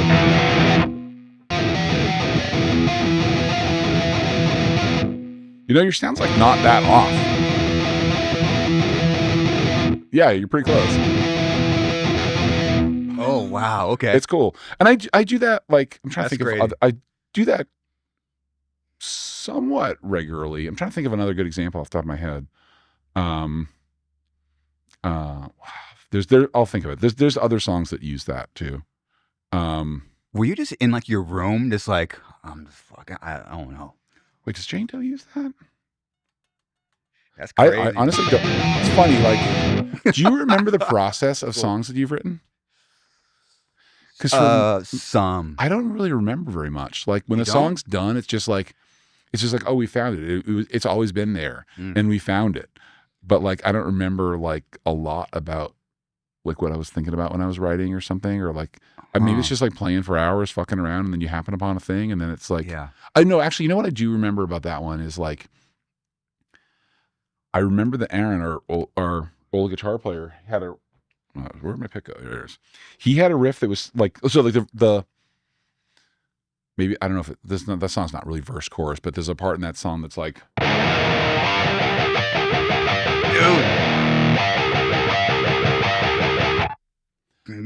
I think he had a part that was like something like that. That was, it was just like a 1-3 chug thing. And I was like, well, what if like we fucked with the chugs and made it harmonics, and then it sort of like morphed into what it became. I remember that aspect of it. But like, that's fun. Like we haven't really talked about collaboration yet, but like, that riff that, is not his riff and it's not my riff. It's just, it's just like a thing you just bounced back and forth, and then slowly. I love those. It's the best. Yeah, it's the best. It's like collaboration, and at its best, it makes your idea so much bigger and better than it would have been had you created it on your own. Collaboration at its worst ends up being this like big compromise where you're trying to appease everybody, and like hopefully you find yourself with a unit of people that you work with where like you can collaborate in like a really good, effective way. And I'm fortunate that that's what I have. It's cool. Yeah, that is true. I'm like it when you're in like the same room as the one other person. You're just playing something, they play something, and like no one really wrote it. Yeah, it's like where that came from, the fucking riff god, dude. And that's great because then like you're always trying to like we didn't fully go down this path earlier, but like we started talking about perspective on the stuff that you're writing, and because like you're championing your idea. It's like, this is the fucking best song ever. And maybe it's not, maybe it is, but like you don't know the difference when you first wrote it, and you got to get time away from it. And the fact that like we spent like about probably, I don't know, 7 or so years working on these new records, we had plenty of opportunity to like know that our own shit sucked. Oh yeah. Like I can like be like, take these ideas, and like when I just put a lot of effort into writing something, the next day I can't tell if it's good or not, but 3 years go by or even 3 months go by, like I could listen back and be like, nah, that sucked. Or like, actually that thing that was like, it's like, it's your effort is so intertwined with like your perception of the thing. And so something that was low effort, like you didn't have to really work for it, it doesn't feel like that good. Totally. But sometimes like, those are the best. Yeah, but then you listen back 3 months later and you're like, nah, that ripped. Yeah, that's fucking like, sick. Yeah. So like having that, being able to take the time to give yourself that perspective is great. I mean, that's what a producer does too. Like, like when people, like I feel like I've been on this tour, I've been like reviewing demos with a couple of my upcoming clients, and like, they've been slaving away over these songs for, who knows how long. And then here I come in like from my ivory tower, and I'm just like, nope. Yep. Like that one sucks. Don't, do this. Like, who the fuck am I to do that? But like, also I'm the guy who doesn't care about all the effort that you've put into it. I just know about the result. Like I know that's working, and I know that that's not working. And I know that like, that might be better if we did this. And like, and then, but the longer I spend on the record, the less perspective I'm going to have. The more the more of me that's in it, the harder it's going to be for me to know what's good and what's not. Totally. And so like, it's a really important time on the life cycle of a record, like early on when you can do that. Totally, man. I do have a selfish riff. That bridge to How to Pay. Yeah. Can you do that on that tuning? Because I was trying to do like that siren chords. Siren chords. You're just like, it's like that's the other guitar, but let me I can just grab it. Oh, please. Hell to Pay. Like a No, that's not what the song's about. I was like, shit. I was like, some fucking lore that maybe it kind of blew me away. No, just like your set list. Your set list gets the joke song titles sometimes. Totally. I'm not quite sure which part you're talking about, but like that one, one is okay. Like, I was like, what is he doing so there? The funny thing about the recording on that one is, like Aaron plays on that song, and he had this one's in regular drop C. Okay, perfect. So now the rest of the world can actually play this. Sounds sick.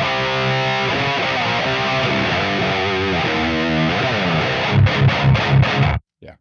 So that one goes like, this one we were talking about the amps on Jane Doe earlier. Yeah. This song has my favorite amp.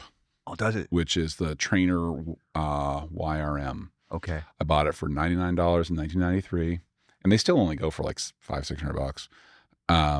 But it's like sort of a Fender, sort of a Marshall, and the amp can do anything. It's got a really great tremolo and reverb, and I used that amp, and I have this like 60s Guild Starfire 4 with a Bigsby.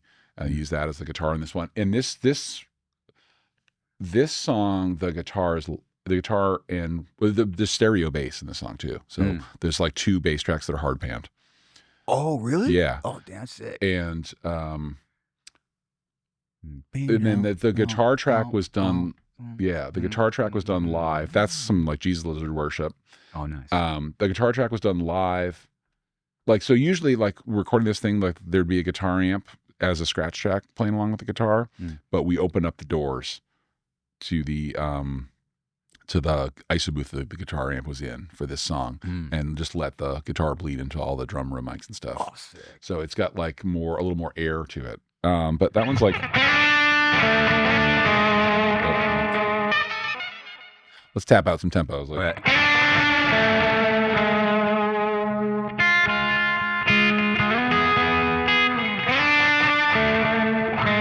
a little too much gain on this one, but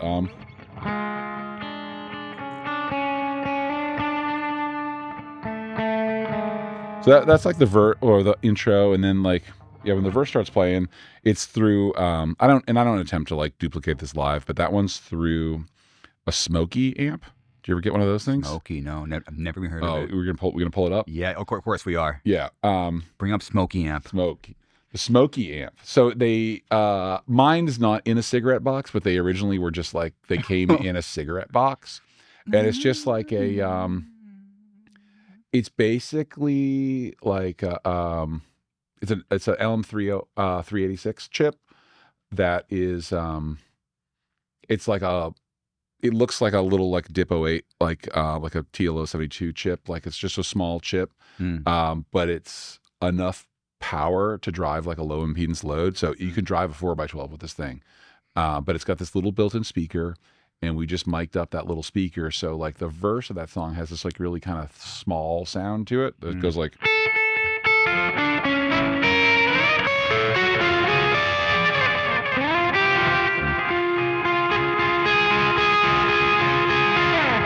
but it's got this, haven't played this one in a while. But it's got this like like kind of thin sound to it that's cool. But I think so. I think you're probably talking about like it's like the lower part, the later part of the song, which is like a loud version of the intro. Like it's like a loud version of what do you call it? Like yeah.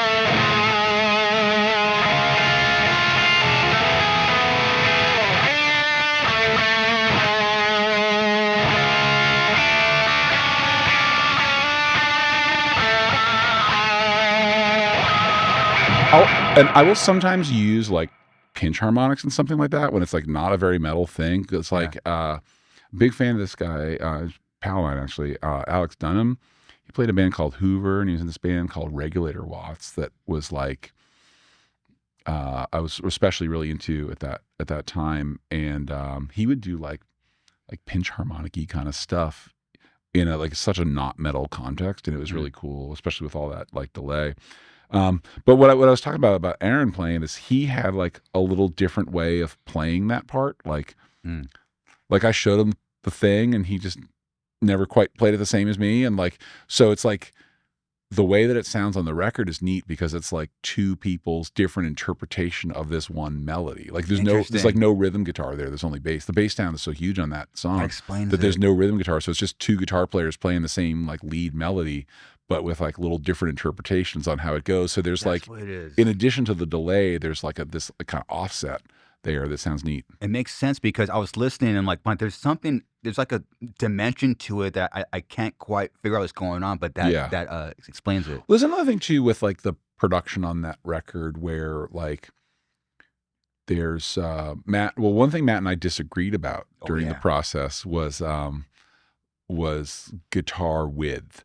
So the way that I actually asked him about this recently, and I got some more insight on it, but the way that I thought he didn't hard pan the guitars, but actually in that song he didn't hard pan the guitars, but in most of the songs the guitars are hard panned, but then he also summed all the guitars down to mono on a separate fader and ran that through an RCA BA6A, which is this like old Very tube compressor that's well known for making things just like really dense and solid. And so he had like, it's an analog mix, so his hands on the faders all the time pushing stuff. And so he would kind of like push up this like center summed guitar thing sometimes to like give extra emphasis to certain parts. And so, but the result, when you've got these hard pan guitars, but then you've also got this like center pan component, the result when he brings that up is that sometimes it's getting a little narrower. And I was like real diehard, like wide guitars then. And so when we got to mastering, we did some like widening in the master. And so I think some of that like swirliness that you hear in some of the mixes is related to that stereo widener stuff. Interesting. Because when you have like two like really balanced left-right things, and then you put a stereo widener on them, they just kind of get wider. But when there's like some imbalance between those things, it doesn't know what to do, and there's just like more like movement that happens between them. Interesting. So it might be partly that. Interesting. How are you with time? Do we have time to talk about your guitars real quick? Yeah, sure. Okay, please. Yeah. So I brought a couple of guitars with me. This one is my. So I've been making guitars. Like I'll just give you a quick history. Since 18, 18 was your first build. Oh yeah, actually, maybe 18 or 19. That was not God City Instruments yet. No, but it was. But yeah. So my dad, my father's a machinist, and his shop was across the street from Parker Guitars. In Wilmington, Massachusetts. And, Ken Parker actually passed away recently. But he was a great guy. And, he was, a luthier's luthier. He made all these like, these guitars that were, that crazy like Parker fly shape. Yeah. That was like a hand carved thing that he made from scratch. So, and the interesting thing about this guitar is like, like, from like a styling perspective, you'd expect like Powerman 5000 to be playing that thing. Yeah. But from a sonic perspective, it was more like blues guys. And so like it was hard for him to I think it was kind of hard for him to like find a home for these things. And like, I don't know who the artists were that used it, but maybe it was like somebody just like an alien guitar player, like a Reese Gabriel or something would end up like loving this thing. But anyway, so my dad helped out Ken like figure out how to CNC those guitars.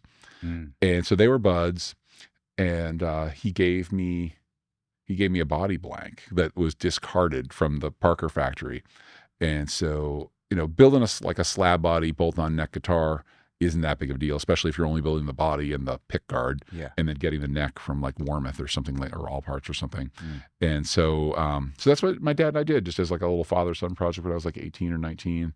We made this like junky slab body guitar that I didn't play live that much, but it was a fun project. But then, again, like, my father was still in the mix. Like when I first decided to do GCI, like I think maybe it was around like 2010 or so. I had a slow summer at the studio, and he was having kind of a slow summer at his shop, and his machines were available. Which was rare, correct? Yeah. It was rare for both of us for that sort of thing to happen at the same time. And then you just mean like a ton of bodies, correct?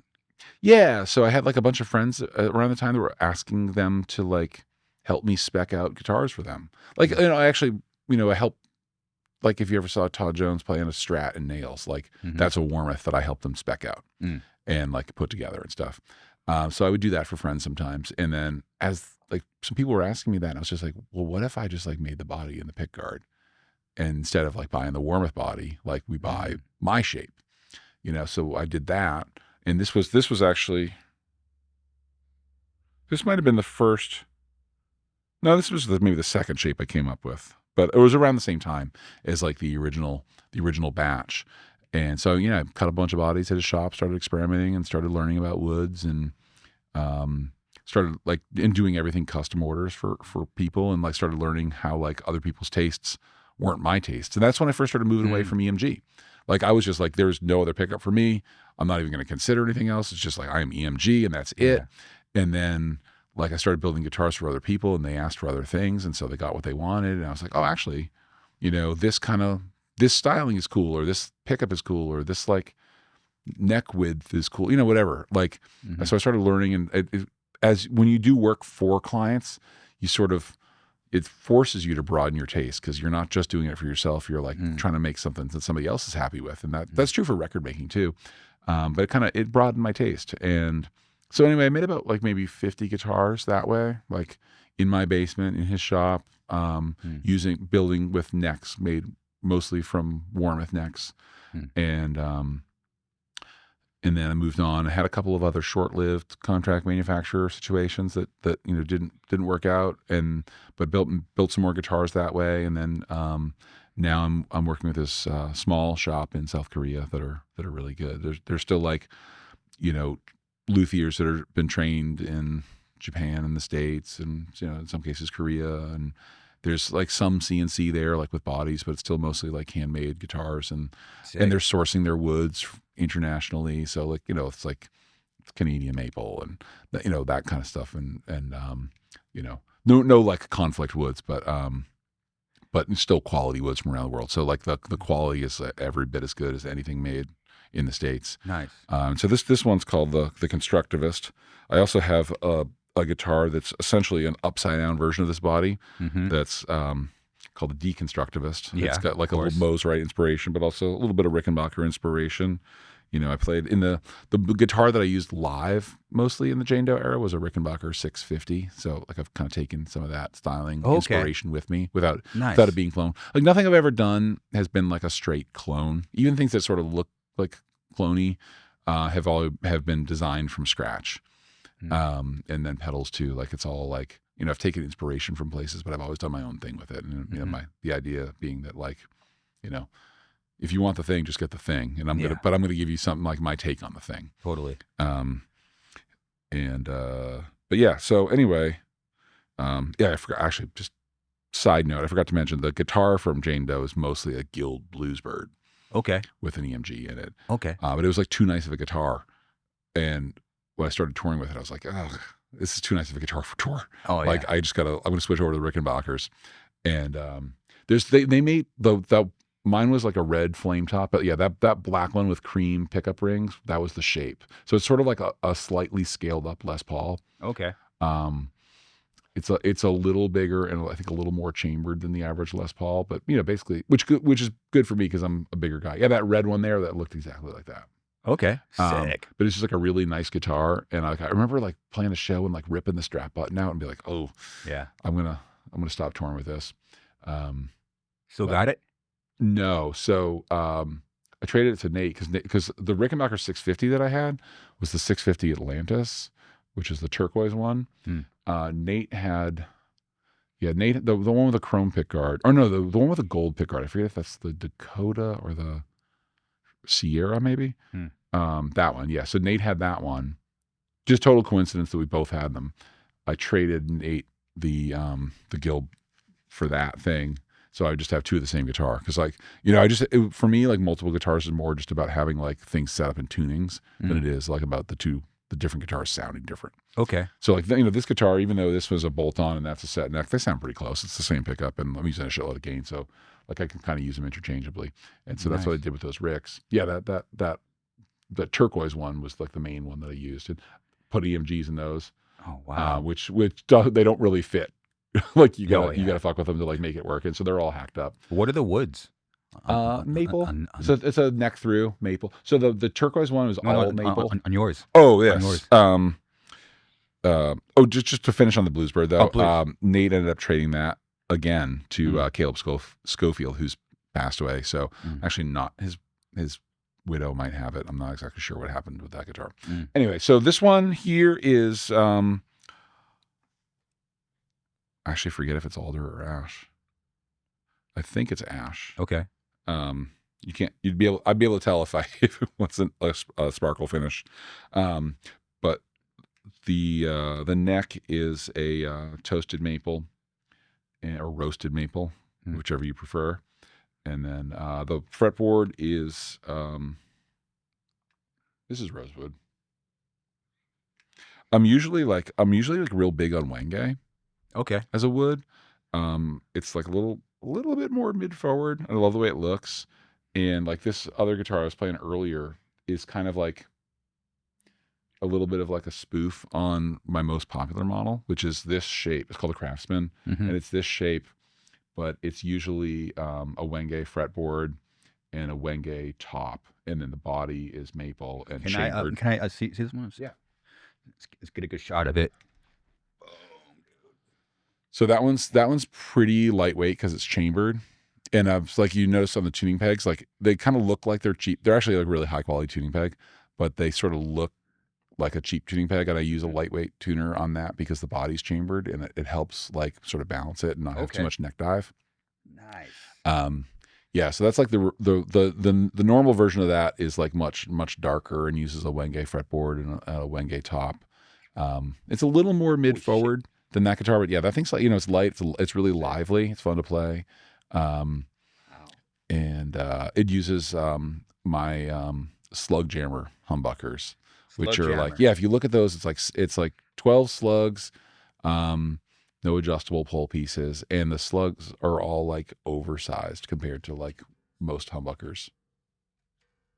And I like I'm kind of a fan of like more like utilitarian guitars, like that's why it's like a one pickup guitar. This is usually like a two pickup guitar, but this configuration over here I just have it with one. Okay. And like I could have gone like full flame top on that, but I chose to go with like really clean maple, which is something like, again, like it's calling to my Rickenbacker styling.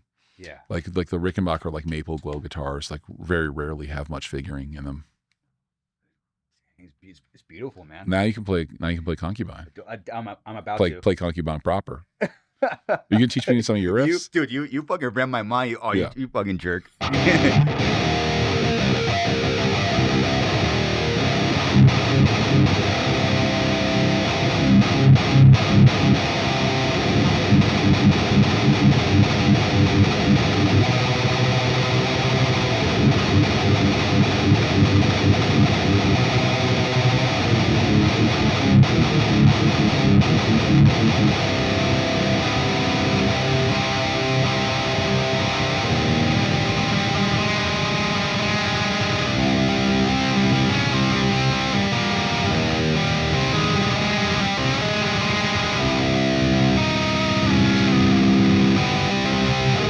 Sounds awesome, man. Feels good. Yeah, I think the strings maybe are a little light for you. You got a heavy hand. Little. I mean, I'm pretty heavy handed too. You made me write a riff. Cool, thanks, man. Yeah, that's sick. Oh yeah, I'll send you a bill. Oh fuck yeah. I mean, honor, man. It's cool. It just makes you play like that spacey stuff. What was?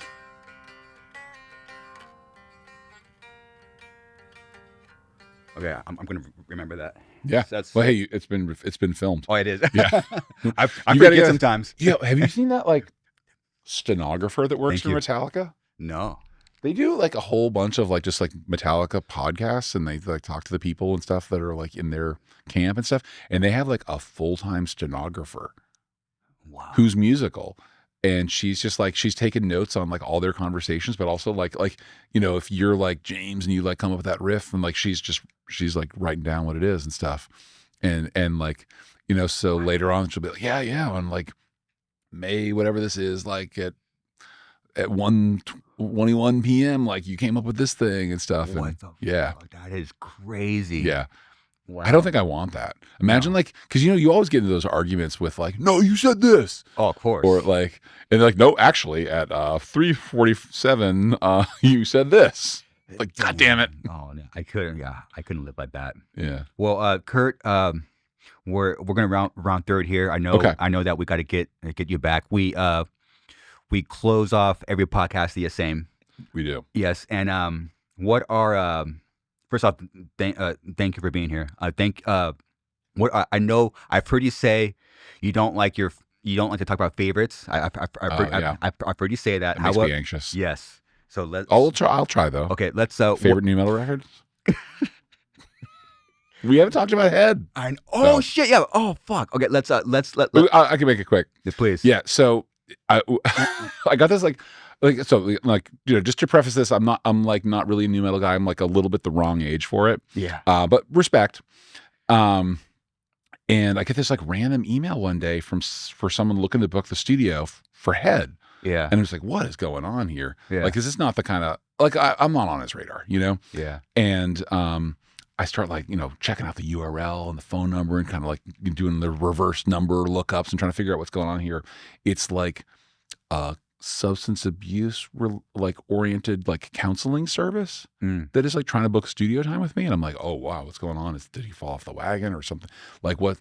But like come to find out, it's this, I can't remember the name of the organization, but it's like this organization that he had partnered with to promote this this like counseling and recovery stuff that he's like really passionate about. And that was awesome. And they just wanted to have a recording studio as a backdrop to film some content with him. And they're close to where I live, and he was coming to them and not them coming to him. So wow. So they rented out my studio. He came in for the day, like filmed a bunch of stuff, and we hung out a little bit and like talked about. I gave him one. My Jugendstil pedal was one of my GCI pedals, and like because we talked about pedals a little bit. It was funny, like when he was talking about pedals. Zach, who works with me, was just like, "Oh yeah, you like pedals? Like what kind of stuff you like?" And he's like, "Oh, dude, I like pedals that go like whoa, whoa, whoa, whoa, whoa, whoa, whoa." And I'm like, "Yeah, hell yeah, you do." I've heard Korn. I know you like that. Whoa, whoa, whoa. Oh yeah. I do. But anyway, yeah, he was super sweet. We just like hung out for the day and had a good time. Beautiful. Yeah. You guys have dinner somewhere? No, just hung out in the studio. Like it wasn't like that's cool. He was working with his people on this thing, and we were like, and I think I like maybe worked on a mix or something like in the other room. Oh, it's cool, man. Right on. Thank you for sharing that story. Yeah. I almost forgot. You have a good memory. Straight edge and vegan. I'm still holding on to vegan. I haven't been straight edge in a number of years, but I don't party. Good.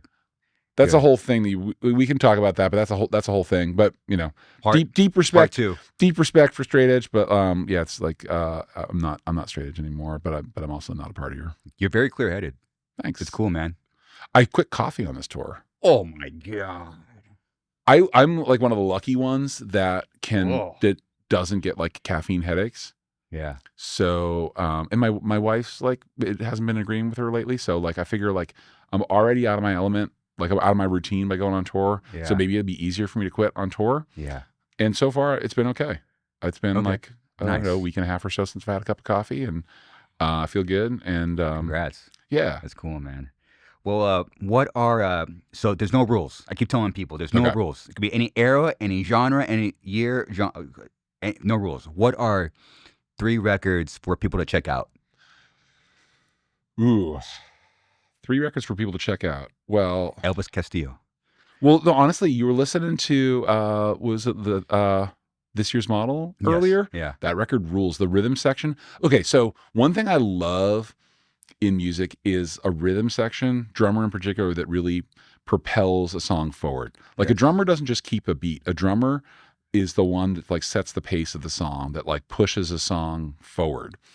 And the rhythm section on that record, I don't even know their names, but like the propulsion of that is really cool. You know who else is awesome? And you're not going to expect this answer, but the AJ Pero from Twisted Sister. Okay. So good about like forward propulsion of a song. Okay. Like you listen to that whole like Stay Hungry record, and like every song is just like you're on the train and you're not getting off. And like, Filthy Phil from Motorhead was like the same kind of way. Like you get on that train, you're just it's fucking going, you know. And like every fill isn't about him showing off. Every fill is about setting up the next part.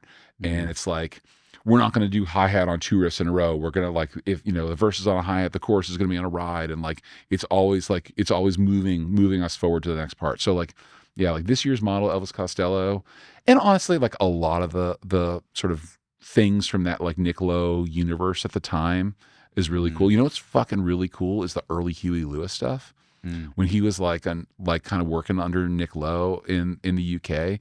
Like there's a song, I think it's called Some of These Lies Are True, that sounds like, if you like Elvis Costello, like you would love this Huey Lewis song. It's got that same, like, it's got that same propulsion, that same angst that early Elvis stuff has. So I'd say that. Earlier, you know, when we were talking about the Converge song Hell to Pay, you know, that is a lot of like, that's like that song from my contribution to that song is like worshiping Jesus Lizard, but also Regulator Watts, and not a super well-known band, and hasn't really been. They've been doing some stuff lately, but like they haven't been functional for a long time. But love the guitar playing. That's my guy Alex. He's right now he's building a house in rural Minnesota all by himself. This post and beams like this big around, and he's got winches, and he's just doing it. Big love to that guy.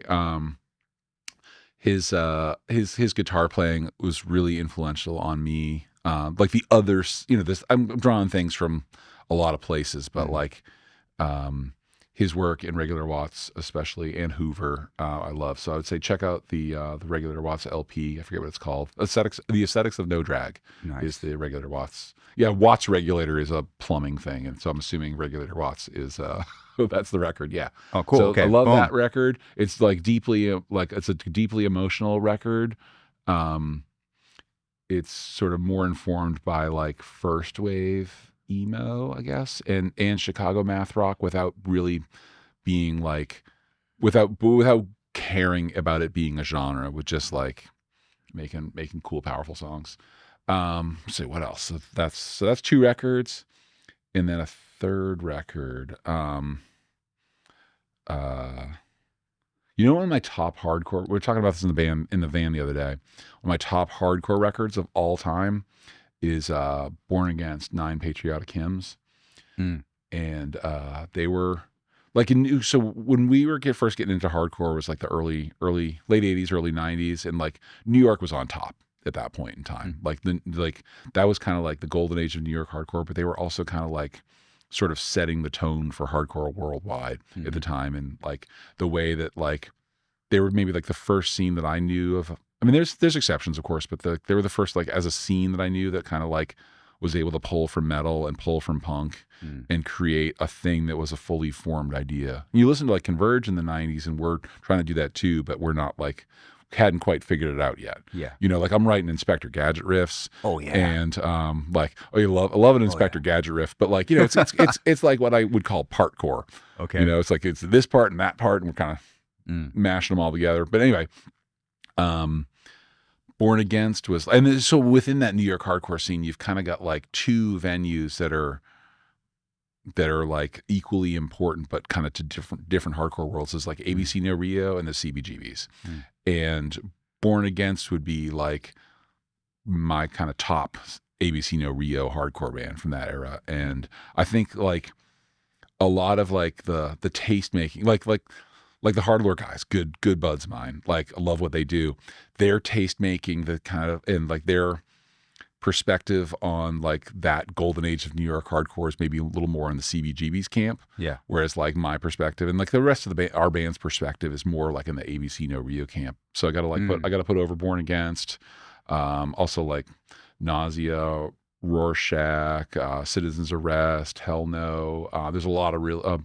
Burn was like one of the only bands that kind of like went between those 2 worlds sort of fluidly. But there's a lot of cool shit happening in that scene, and so Born Against was one of my favorites. Awesome. I think you might have the most unique list so far. Yeah. I mean, I try to. Pretty sick. deep respect to everybody's list, but like I try to like come out with like an alternate perspective on things. Oh yeah, people have something to check out. Holy moly! Well, there's so much like with hardcore. The funny thing with like hardcore, especially, and this is probably true with other other genres too, but like I think every little subgenre of hardcore sort of thinks of themselves as the real hardcore. And then the other subgenres are some like sort of, it requires a prefix or a suffix to describe that subgenre, you know, but like if you go, you know, if you think like, I think most people I think would agree that like the beginnings of hardcore is like Minor Threat, Black Flag, Bad Brains, and like you start drawing straight lines between those and like modern things, it's like why does that thing get to be hardcore and this is not, when they both owe equal influence from the various like founding bands, you know? So like I like to like remind people that like hardcore is a big spectrum of things and a lot of it's great. Awesome. Yeah. Well, so just so people know, Love Is Not Enough came out in February. Yeah.